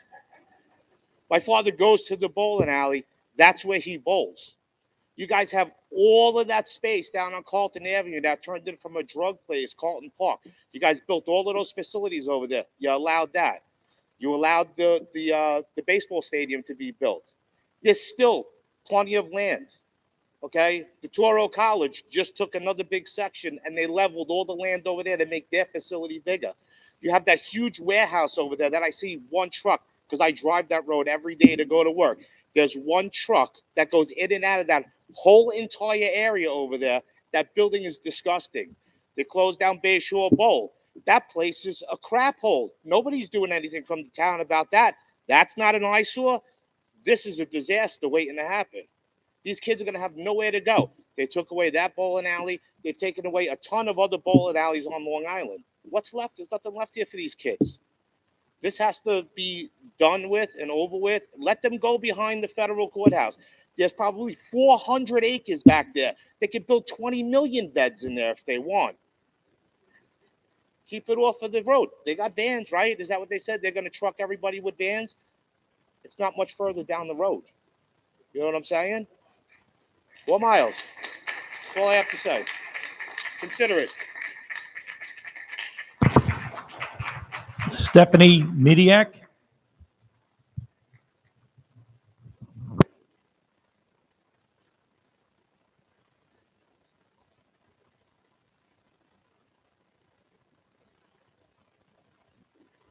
Hi, good evening, everybody. This is my first time ever coming to a meeting. I live locally. I'm sorry. I live locally. I had a business locally. There is a lot of traffic that occurs up and down that road. I walk a lot now. I found a very humorous listening to these gentlemen talking about how um, they're the seniors aren't going to be driving. They're just going to be staying inward. No one's going anywhere. Why do you need all that parking? What's the point for the people that are going to work there? You're going to have a beauty salon in there. You're going to have a library in there. You're going to have everything. There's no reason to leave. Who can afford to go to these places, honestly? With the way the taxes, and we're not getting any type of revenue in this area at all. You're not exactly building anything there that's going to help any of us out. There's no tax relief at all, ever in this town, which I'm kind of fine with that because that's why I lived here. I always called East Islip to just drive through. You can't drive through anymore. It used to be a lot more quieter. If we wanted to go to Patchogue or you want to go to Islip or Bayshore, forget about it. That looks like Queens now. Slowly but surely, you're turning this whole entire Long Island into Queens. I hate to even call him a former president because to me, he's still my president. The corpse that's in there now, he said, your suburbs will be gone. And you're doing it. You're making it all true. You're making everything he said true. And we all know it. I don't know what's in it for everybody up there, but if you don't live here, I personally don't even like anybody that doesn't live here, doesn't have a right to say anything about anything. We pay the taxes. We pay a lot of taxes.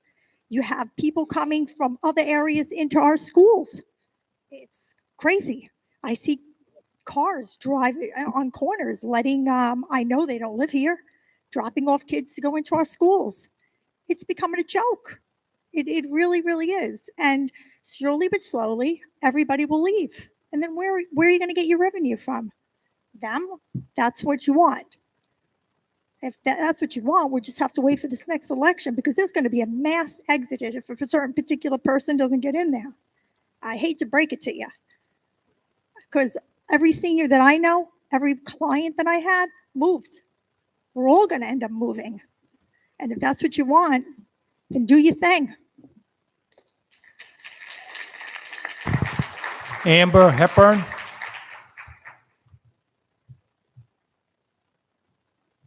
Amber Hepburn.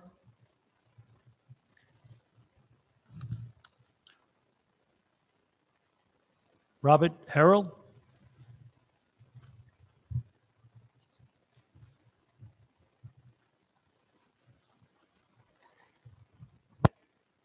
Good evening. Good evening. I just have three concerns, more from a technical point of view. These have to do with the, let's call it the environmental impacts, if you will. No one seems to have addressed the potential drain or the requirements for the power grid. What is the kilowatt consumption of this facility? Secondly, what is the impact on our water table? Suffolk County Water Authority has to supply water to this facility. No one seems to have addressed that either. And the third one, of course, is sewage. I'm sure the place will have a independent sewage facility, sewage treatment facility, but there still is an impact, a potential impact on our aquifer, our water table, our water supply. So again, my questions are more of a technical nature regarding power grid, sewage, water supply. These have not been addressed, and I just think they're concerns. Thank you. Marianne Carden. Hi,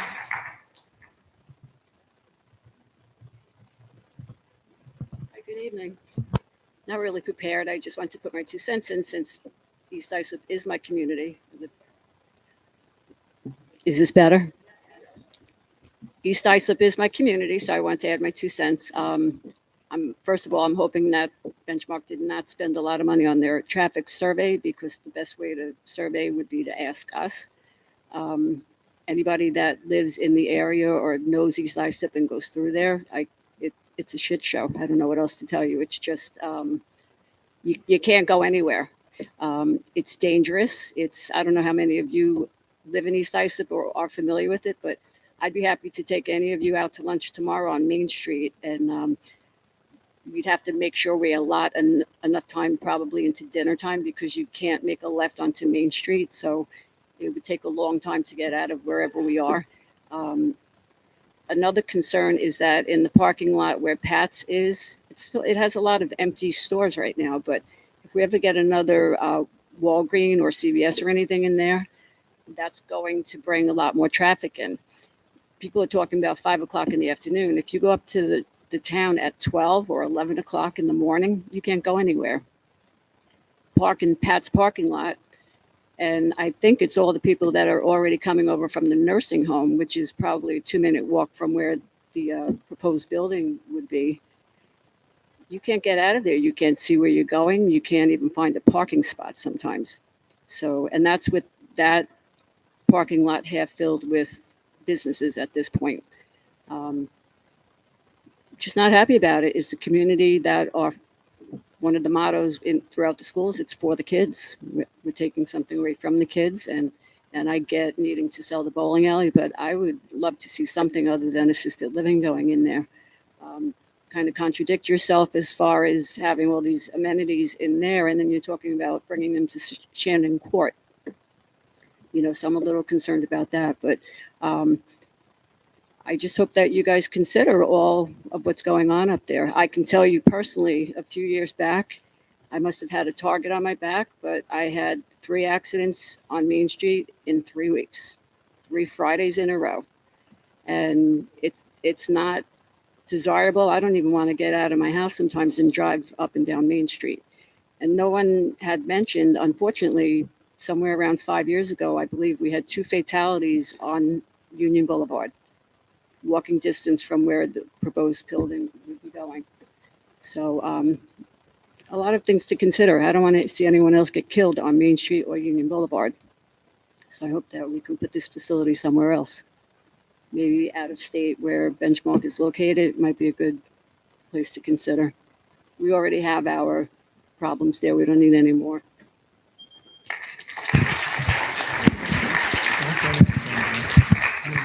Thank you. Those are all the cards we have for this evening for speakers. Thank you for your important input. I'm going to turn to Mr. Colgan to give us a staff report. Thank you, Mr. Chairman. This application proposes an assisted living facility in place of an existing bowling alley. Prior to this, the property had been the subject of a change of zone to Business 3, limiting the use of the property to a bowling alley back in 1958. The general site criteria as listed in the code for a Residence C district requires convenient distance to a downtown center or existing retail services, providing open space for indoor recreation areas, and providing adequate parking while maintaining a residential appearance. A traffic study was submitted and reviewed by the town's traffic consultant. He did not raise any significant concerns over the course of that review. The conceptual site plan shows 15.5% overall landscaping and 113 parking spaces. A variance will be needed from the Zoning Board of Appeals should this application move forward for a floor area ratio of 0.477 instead of the permitted 0.40 in the Residence C district. The building elevations incorporate some of the elements of the nearby single families dwellings in the surrounding area. Benefits of the proposal include diversifying housing for the town's aging population and improving some of the aesthetics of the site. However, we did hear a lot of comments tonight from the public. I'm sure we will from the board. So staff would recommend that the board reserve decision tonight so those could be reviewed with the applicant. So, Ms. McCarthy, I guess we'll come back with questions. Some of the questions that were raised, can we talk about number of staff, number of visitors, and how you do your parking calculations?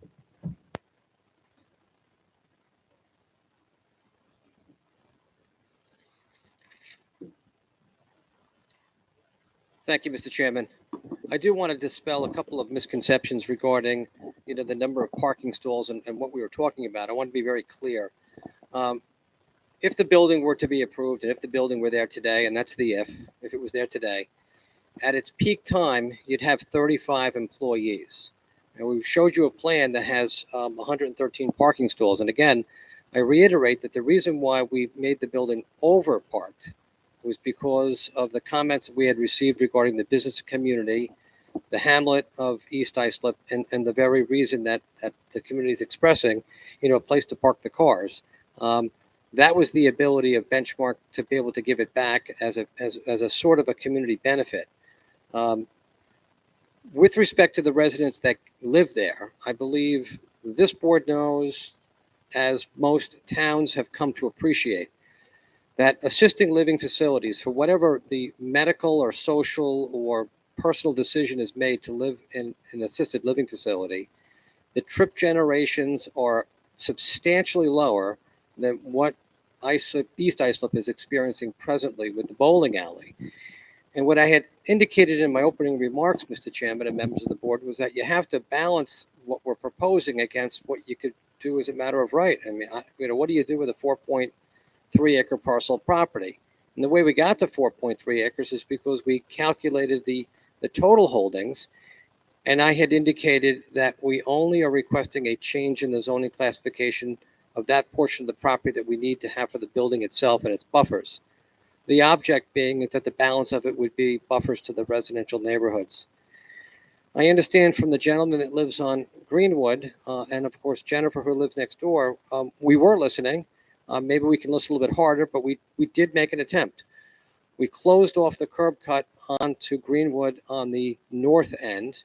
We moved the building further south. We increased the buffers, and we're employing what we believe to be residential architecture, quality residential architecture that at least is reminiscent of what you'd find in Islip.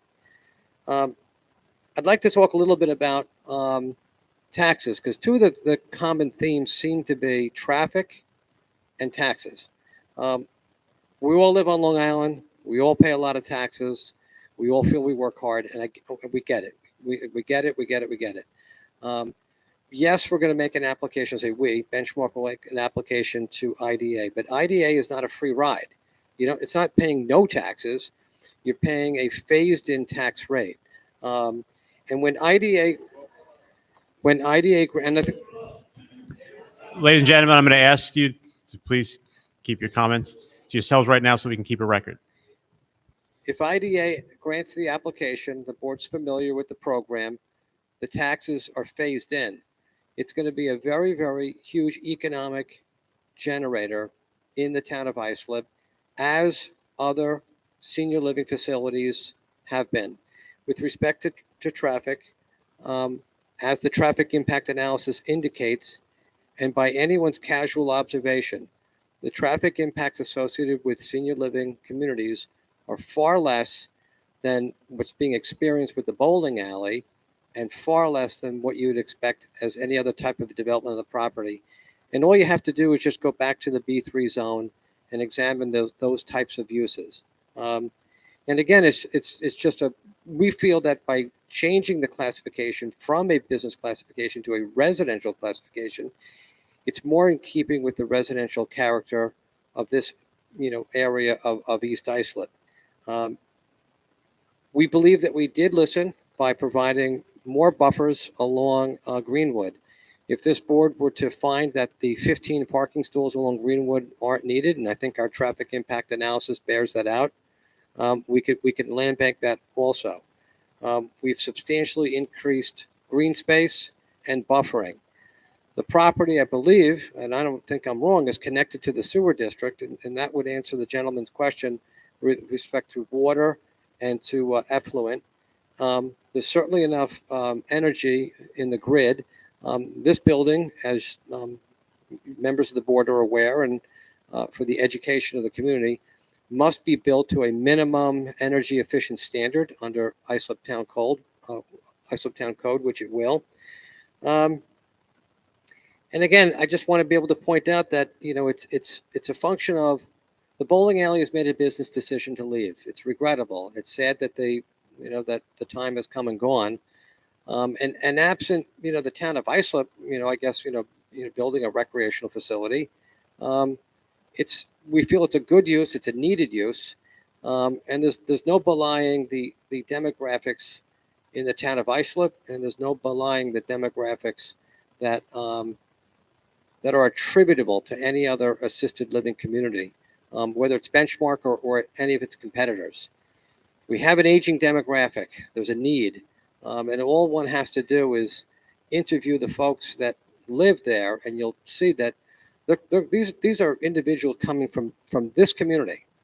The people who live at a Benchmark, they're coming within 3 and 5 miles for all the reasons that Eric Gardner expressed. I hope I did a good job at least representing the facts. We can have a difference of opinion as to the appropriateness of the use. Of course, we feel it's a good use.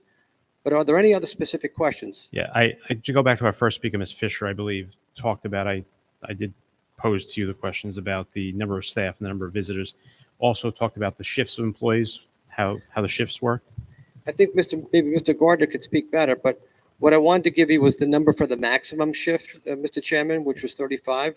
But there are essentially 2 major shift changes, and then there's overnight staff. The overnight staff is, anyone that knows that has a relative that has lived in a senior living community, it's typically 2, 3, or 4 individuals that are there overnight. More about the shift changes when the people are coming in and leaving. If we can get that information, I think sure. Certainly one of the questions. So typically the shift changes are, the first shift is a 7 to 3, and then the second shift is a 3 to 11, and then the third shift is 11 to 7. So there will be staff in the building 24 hours a day. Obviously, there are residents living 24 hours a day because they live there, so we need to be there to take care of them.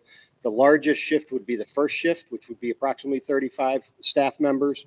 The second shift would be less than that, and as Mike indicated, the third shift would be just a few staff members.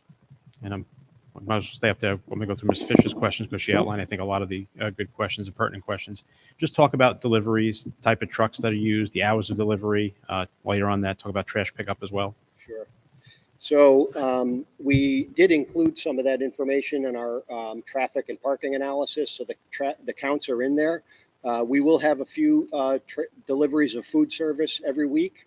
They provide food service, they'll provide paper products, they'll provide cleaning products and things like that. So that's our primary delivery. I believe it's 2 or 3 times a week that is included in the report. Trash pickup will be similar to that, 2, maybe 3 times a week. And then, of course, we'll have small deliveries. Our residents will be getting packages through Amazon and Federal Express. So those deliveries will pull to the front door. And then flowers and things like that would be miscellaneous deliveries. The deliveries are set to be delivered to the back of the building. There's essentially a delivery alleyway there, and that the plan is for them to come off East Main Street and then go back out on East Main Street. So that's the delivery plan. And just one last thing to note on that is that we compared that in the analysis to what's being delivered for the bowling alley now, because they have food service, they have beverage service, they have trash pickup. The deliveries that are being done today are very similar to what we'll deliver, but they're all in the report. And in terms of, this has come up in other applications, deliveries, are they tractor trailer trucks? Are they small box trucks? Are there restrictions on that?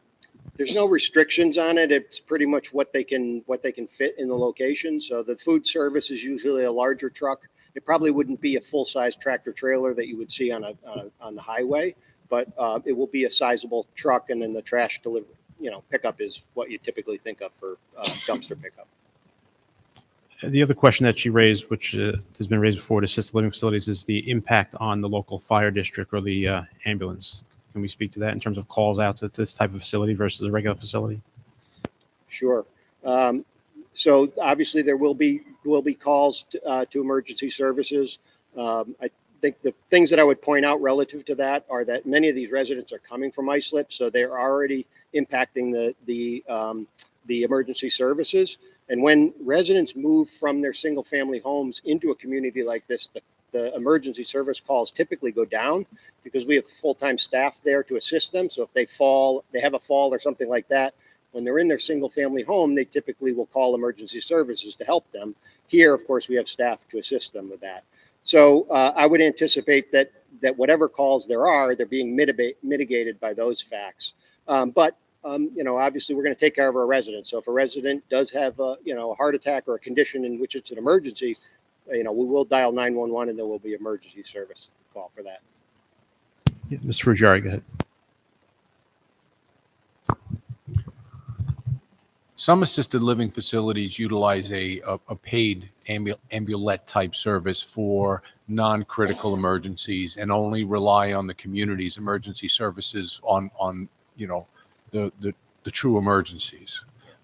Is that something you plan on doing, or Yeah. would you be willing to do that? Yes, that's exactly what we do. So thank you for pointing that out. Most of the ambulance calls are private pay. They don't come with their sirens blaring. They come for a transport, if you will, to the hospital. Yeah. The only ones that would come as an emergency call would be true emergencies. Okay, thank you. And just going back to your deliveries, trash pickup, and the rest, are there set hours? Or you'd be willing to have set hours in terms of there's no dumpsters being picked up at 6 in the morning, 5 in the morning? There's no Yes. deliveries late at night, early in the We morning? can certainly set those hours. We don't have a standard ourselves, but usually we work with the community to establish, acceptable hours.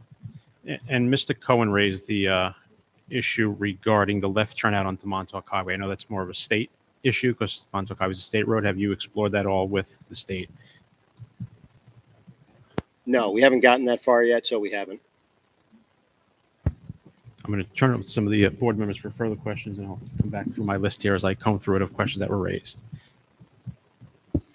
Any board questions? Let's go through my list.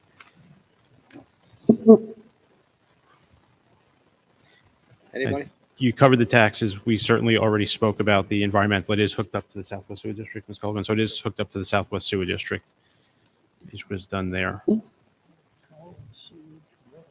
Those are the three from the Southwest Sewer District.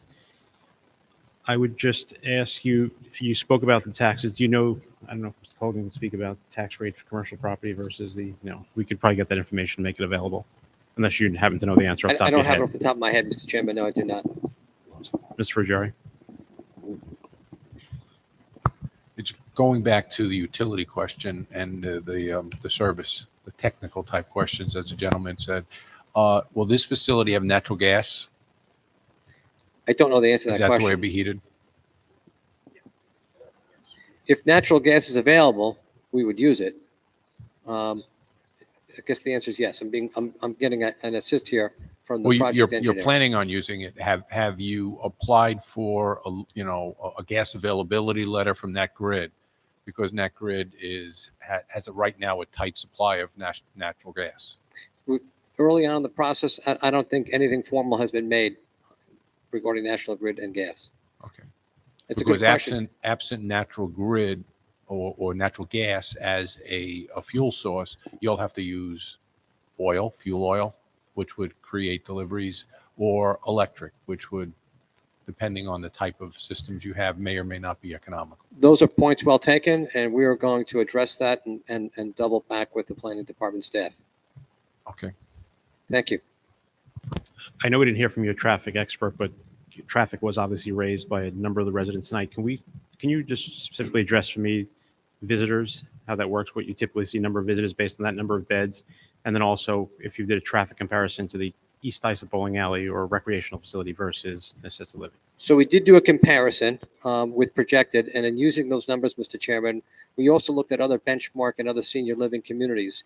So they're real numbers for real comparison. So those counts took place. Do you want to talk to it, Matt?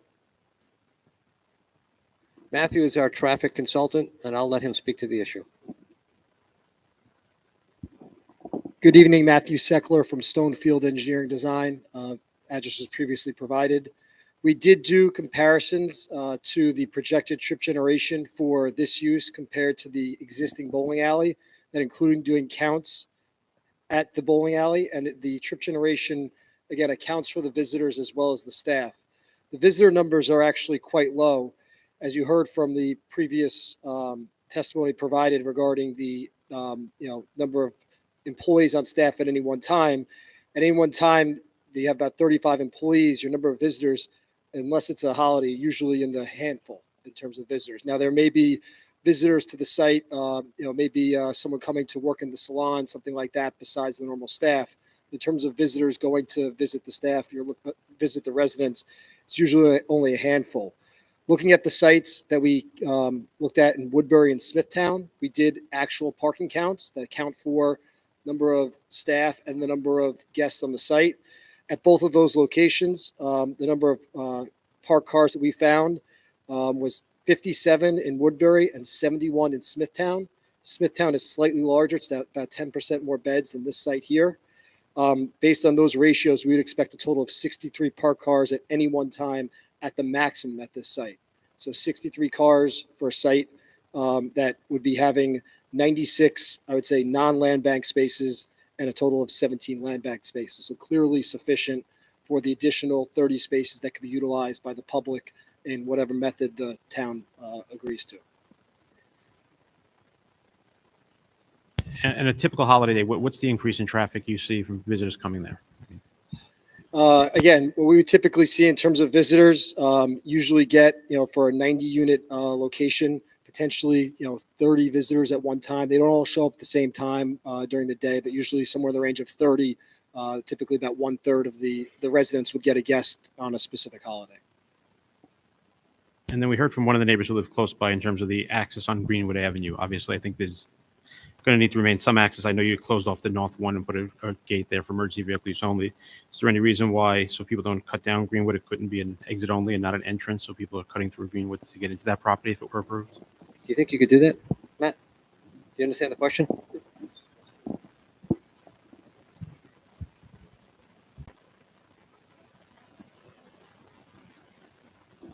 Sure. So just an exit only at the southern Greenwood curb cut is what you're. I'm just asking your opinion on it. We haven't spoken about traffic. I'm just, from the comments this evening, I just wanted your thoughts on that.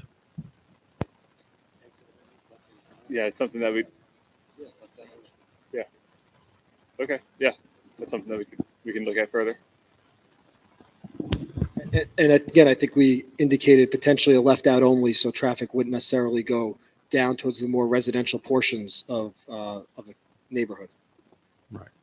I mean, certainly is good left turn only, but as I was talking to Ms. Colgan about it, you make a right out of Montauk, then go make a left of Greenwood. I'm sorry, the right of Greenwood anyway, so it gets you to the same point. Having people not go in that way certainly would restrict a lot of people from going down that street to begin with, if this would go forward. Mr. Brown just asked, I think you said this in your statement earlier, that all deliveries would be through the Montauk Highway Main Street entrance. We can make that as a condition. We can make that during specific hours. That includes, trash pickup or any other type of maintenance on the property. Whether it's the cutting of the grass or basic landscaping. We understand that we're in a residential zone. We understand that we're looking for a residential classification. So any of these types of conditions, that planning or planning board members would think would be appropriate can certainly be accommodated. Again, all in an effort to take what we thought was an improved plan and improve upon it. Thank you. And just something that I'm not understanding, what percentage of your residents at facilities tend to have their own vehicles? Zero. Essentially, none of the residents will drive in the community. They're not restricted from having a car. It's not an obligation that they can't have a car, but the average age is about 87 typically in our communities. So the residents essentially don't drive. And we do provide transportation services as part of the community. So they have the ability to get to places, doctor's appointments and things like that. And then, the residents tend to use family members also to get places. Mr. Ruggieri? Mr. Ruggieri. Yes. This is actually a question for the gentleman from Benchmark. And this isn't the most critical issue, as we heard some of the other issues, but it's a good point that was raised by the Chamber of Commerce. You mentioned that the facility has a salon. Do you use Benchmark employees to provide those services, or do you go out to the local community to come in and provide those services? So what we do is provide those spaces within the building as an accommodation to the residents. Right. Some of the residents can't leave the building for that, and some of them just prefer not to leave it to use a salon service. So that's why it's there. We do typically go out to the local community and hire a hairstylist, if you will. Yeah, from the local community. They do a part-time sort of situation in our building. The rest of the time, they're still operating their shop, which would be in the community. So someone from the local community would go there, say, every Wednesday and have appointments and Correct. that sort. Okay. Yes. And the idea that the residents never leave the building, I'd like to dispel that because it's not true at all. The residents are engaged in the community. Many of them don't want to get their hair cut in the salon in the community. They want to continue with their hairstylist who lives in the community. And we'll make accommodations for that. We'll drive them there so they can continue to patronize the businesses in the local community. Okay. Thank you.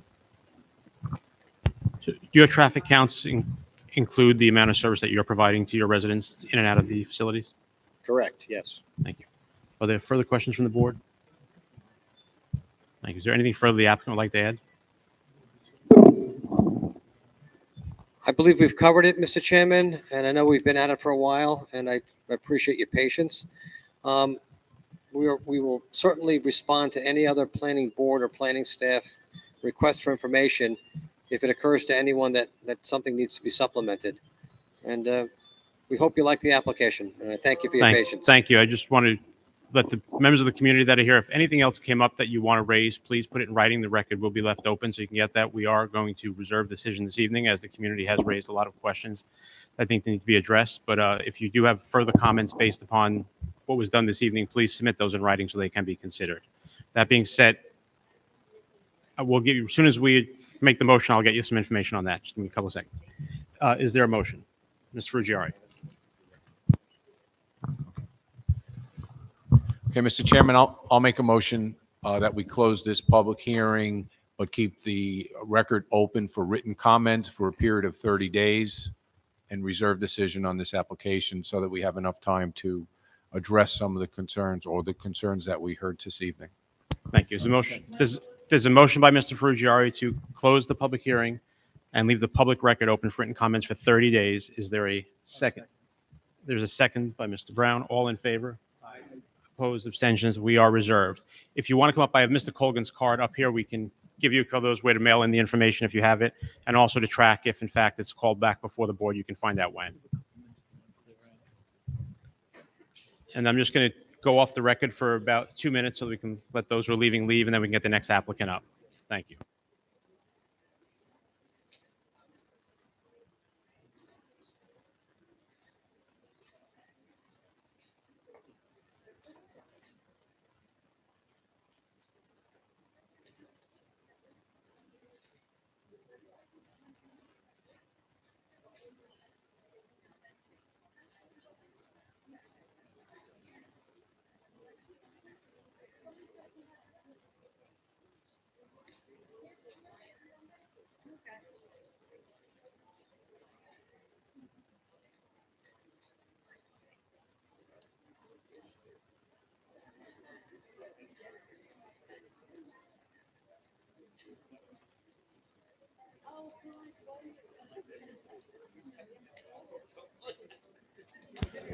I'm just going to ask if you're not waiting to get a card with an address from Wendy if you could take the conversations outside. We do have several other applications this evening and people to hear from. Thank you. Yeah. If you want to get information on how to send in comments, Wendy's headed to the back. Just if you could follow her, she'll give you that information. Thank you.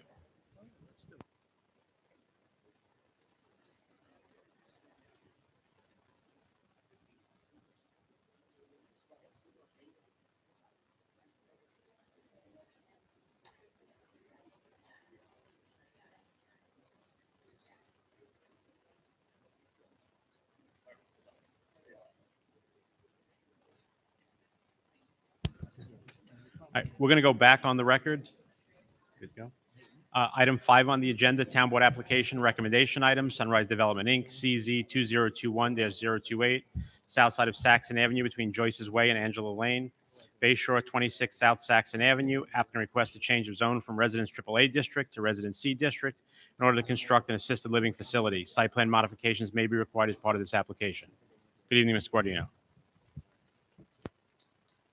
Good evening, Mr. Chairman, members of the board. Anthony Guardino, law firm Farrell Fritz, representing the applicant Sunrise Senior Living. I almost left because I heard earlier that they said the application was going to be approved. And I'm sorry, is it on? Oh, I'm sorry. Yeah. No, I said I almost left because I heard somebody say that it was going to be approved. So I'm glad I stuck around. Is it still on? Hello, is that better? Okay, I gotta put it. Okay. Anyway, as you know, I represent Sunrise Senior Living, which is seeking this change of zone from Residence AAA to Residence C and the approval of a minor subdivision in order to construct a 90-unit assisted living facility on the Montfort Spiritual Center property on Saxon Avenue, South Saxon Avenue in Bayshore, while also preserving approximately 6.5 acres of open space in perpetuity. You know, I have to just comment on what I had just heard on a similar application, and just my observation is, residents of Islip just they don't like senior housing. My application, this application, was in the wrong location because it wasn't on a main road. Here we have an application that was on a main road, still not, that doesn't work there either. And I do see a lot of similarities between these applications, and I do agree with the people who spoke that I don't envy you guys. You do have a very difficult job here trying to balance those the interests of the seniors and the interests of your constituents. But what I would like to say is that and I don't have a lot to say tonight, but after 3 years of review, we started this in 2019. There were multiple public hearings. There were multiple community meetings. There was ample expert testimony. There was a plethora of expert reports. I don't know what else I can say in the record. So I'm not really here to make a presentation other than to just remind the board that we did address the comments, or hopefully we addressed the comments that the board made at the May 4th hearing with the planning, the letter report that Nelson Pope and Voorhees had prepared to address the questions that the board had asked. We also submitted a supplemental traffic report to address the conversion or the change of zone, which was originally to General Service C, and now we're requesting Residence C. So to the extent there were any changes in the traffic study, they were addressed in that letter report. At this point, my client feels that there's sufficient information in the record for the board to make a recommendation to the town board to act favorably on this application. My client is requesting this favorable recommendation as a reasonable accommodation under the Fair Housing Act and the Americans with Disabilities Act, which offer protections, as I had mentioned earlier, in May, to the handicapped and disabled. And moreover, we believe that a decision by this board to recommend that the town board deny Sunrise's application would prevent the construction of this much needed senior housing, which we've heard from our competitors, experts just a minute ago. And we believe that will have a disparate impact on the elderly and persons who need assistance with just basic life activities like toileting and bathing and taking medications, eating, etc. Finally, I would like to mention that on Friday, my client received a draft of proposed covenants and restrictions from the planning department that I guess would be recorded if the planning board recommended approval and the town board ultimately approved the application. I did have a chance to briefly review those covenants. They were in draft form. There were some blanks in there, but I just want to report that I discussed them with my client, and generally speaking, they find them to be largely acceptable. I think there are some things that should be added that are quite, frankly, more favorable. There's nothing in there about the open space that we were offering, and we're happy to include that in the covenants. So I want to thank the board for its consideration over the past 3 years on this application, and respectfully request that the board, at this point, just take a vote and make a recommendation, allow the process to go in whatever direction it's going to take from here on in. So thank you. I appreciate it. Thank you. I'm going to go to Mr. Colgan for a report. Thank you, Mr. Chairman. This application was previously heard at the May 4th, 2022 hearing. The primary concerns raised at the time by the board were its impact on the nature and character of the neighborhood, the appropriateness of the location of a large facility on a residential street rather than a larger road like a collector road or a Taylor highway, and whether this use serves as a transitional use. The applicant has submitted a supplemental planning analysis, reiterating that the mix of uses is unique to this area, given that the subject property houses an institutional use and the area to the immediate south as a municipal use, and that further encroachment is not feasible. The applicant maintains that the assisted living facility serves as a transitional use similar to the existing Montfort facility, and that retaining the existing AAA zoning would not ensure the current low-level activity at that site. With regards to the roadways, the staff consulted the Division of Traffic Safety, and it was their opinion that Saxon Avenue is classified as a residential road, and the various other facilities are located on either collector roads or arterial highways. The division did indicate that Ocean Avenue and Bayshore, where the Atria is located, is classified as a residential road, but it is a connector to other commercial uses, including some of which are on Ocean Avenue. And I already stated, the applicant has reiterated that the proposed assisted living is a transitional use. The staff would just like to state that anything further south of the subject property would be beyond the quarter mile of the commercial use to the north, which is generally a rule of thumb we use for locating denser communities in an area that's walkable to goods and services. Thus, anything further south of this property, we feel should not be considered for additional density over what the existing zoning allows.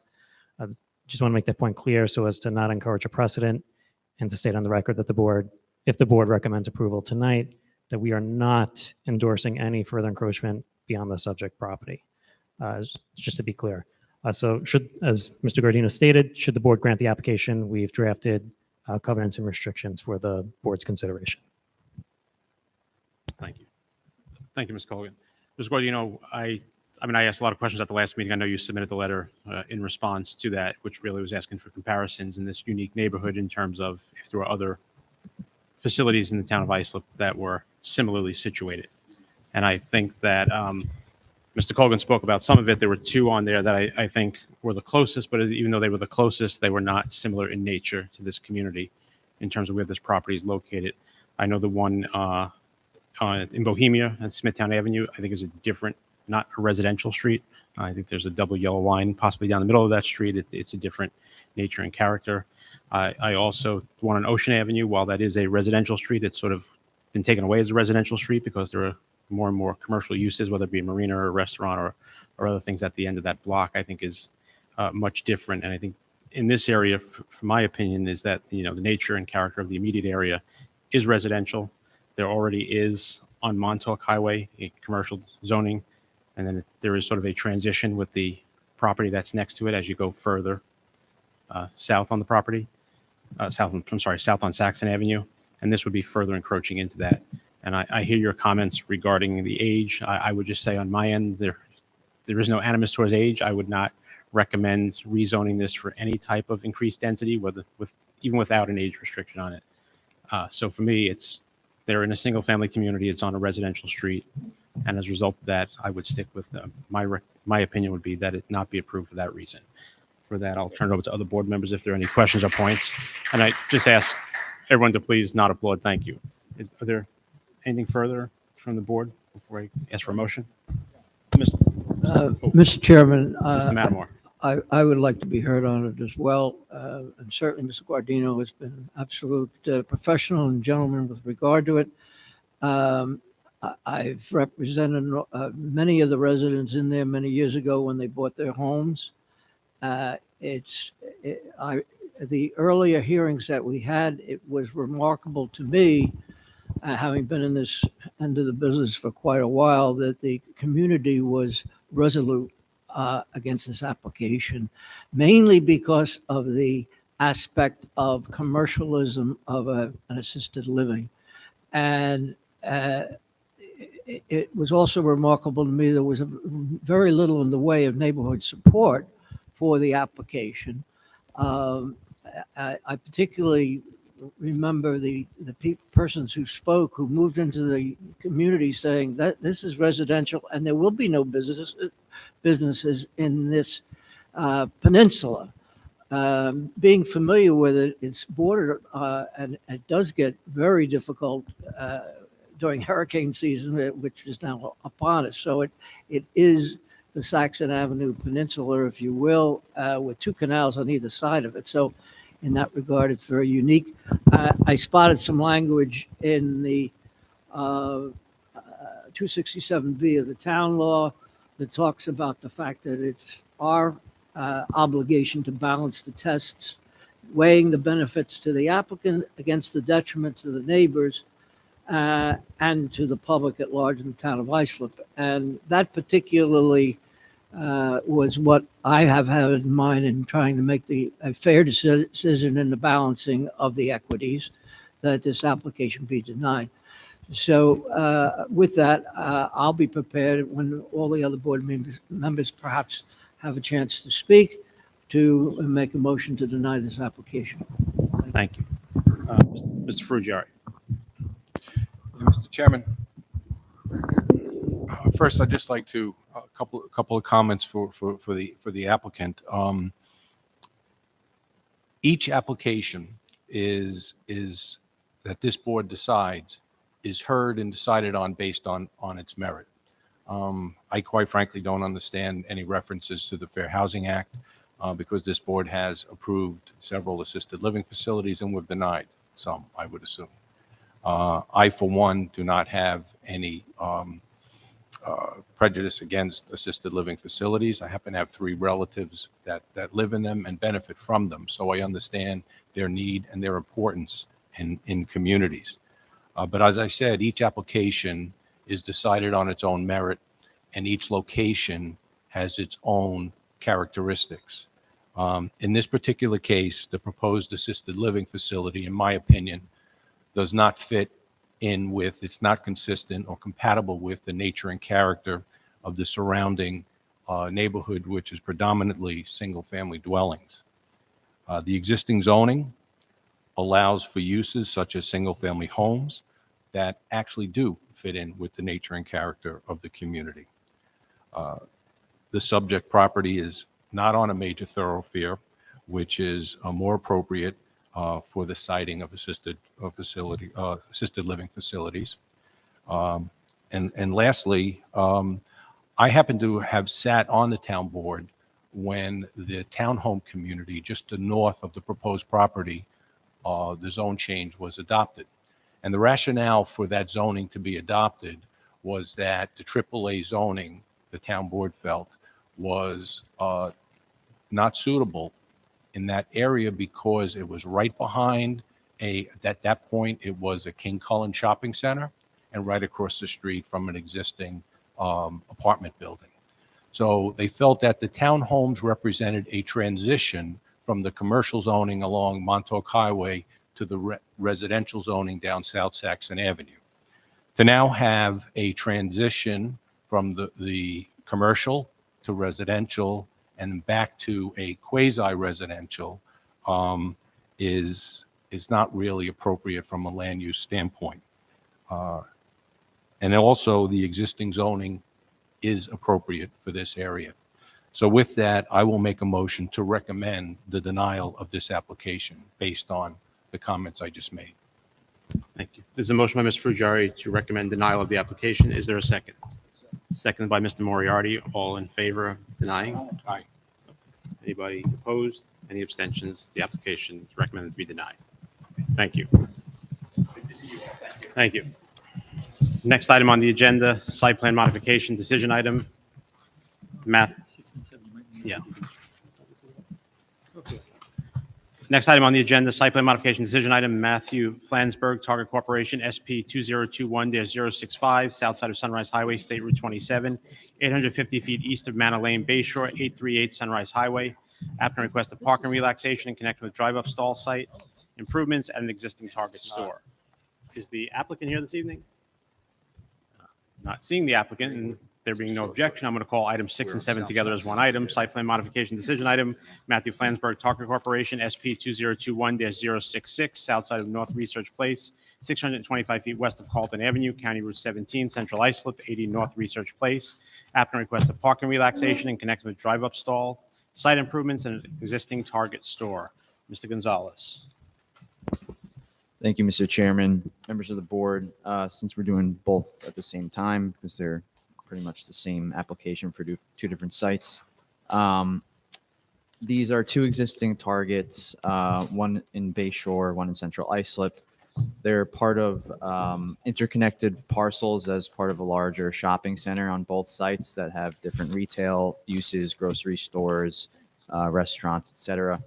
So as things have changed, especially in the retail industry, Target over the past few years, as well as countless other retail corporations, have implemented drive-up parking stalls on their properties. So these are regular parking stalls. However, they're utilized for customers who order items ahead of time online or through the store's app, and they can wait in that designated stall for an employee to bring the order out to their car. It is becoming the standard for the industry. These stalls also allow for quicker turnover of parking, as they're faster transactions than parking in a regular stall and walking in and purchasing the item. So the two sites are essentially accommodating these by restriping some areas, installing some signs. They're losing a few, some parking stalls on each site. The first site is asking for a little over 15% relaxation. The second one is less than 1%. But as these are part of larger shopping centers, there's been no issues as far as parking identified on either site. Issues are not likely on either property. So based on the above, staff recommends the board grant the two applications subject to their attached conditions. Any questions from Ms. Gonzalez? I'm going to turn to Mr. Brown for Yeah, couple of Mr. motions. Chairman, I'm going to make a motion. First motion is item 6, SP 2021-065. And I'm going to make a motion to grant the application subject to the conditions. There's a motion by Mr. Brown to grant the application on item number 6, subject to the conditions. Is there a second? Second by Mr. Bruno. All in favor? Aye. Opposed? Abstentions? The application is granted. Mr. Brown. Mr. Chairman, item number 7, SP 2021-066. I'm going to make a motion to grant the application subject to the condition. There's a motion by Mr. Brown to grant the application subject to the conditions for item number 7. Is there a second? Second by Mr. Moriarty. All in favor? Aye. Opposed? Abstentions? The application is granted. Thank you. Mr. Chairman, I'm going to make a motion to close the hearing. Motion to adjourn by Mr. Brown. Second by Mr. Who are we going with down there? Ms. Cruz. Look at that. All in favor? Opposed? Abstentions? We are adjourned. Thank you.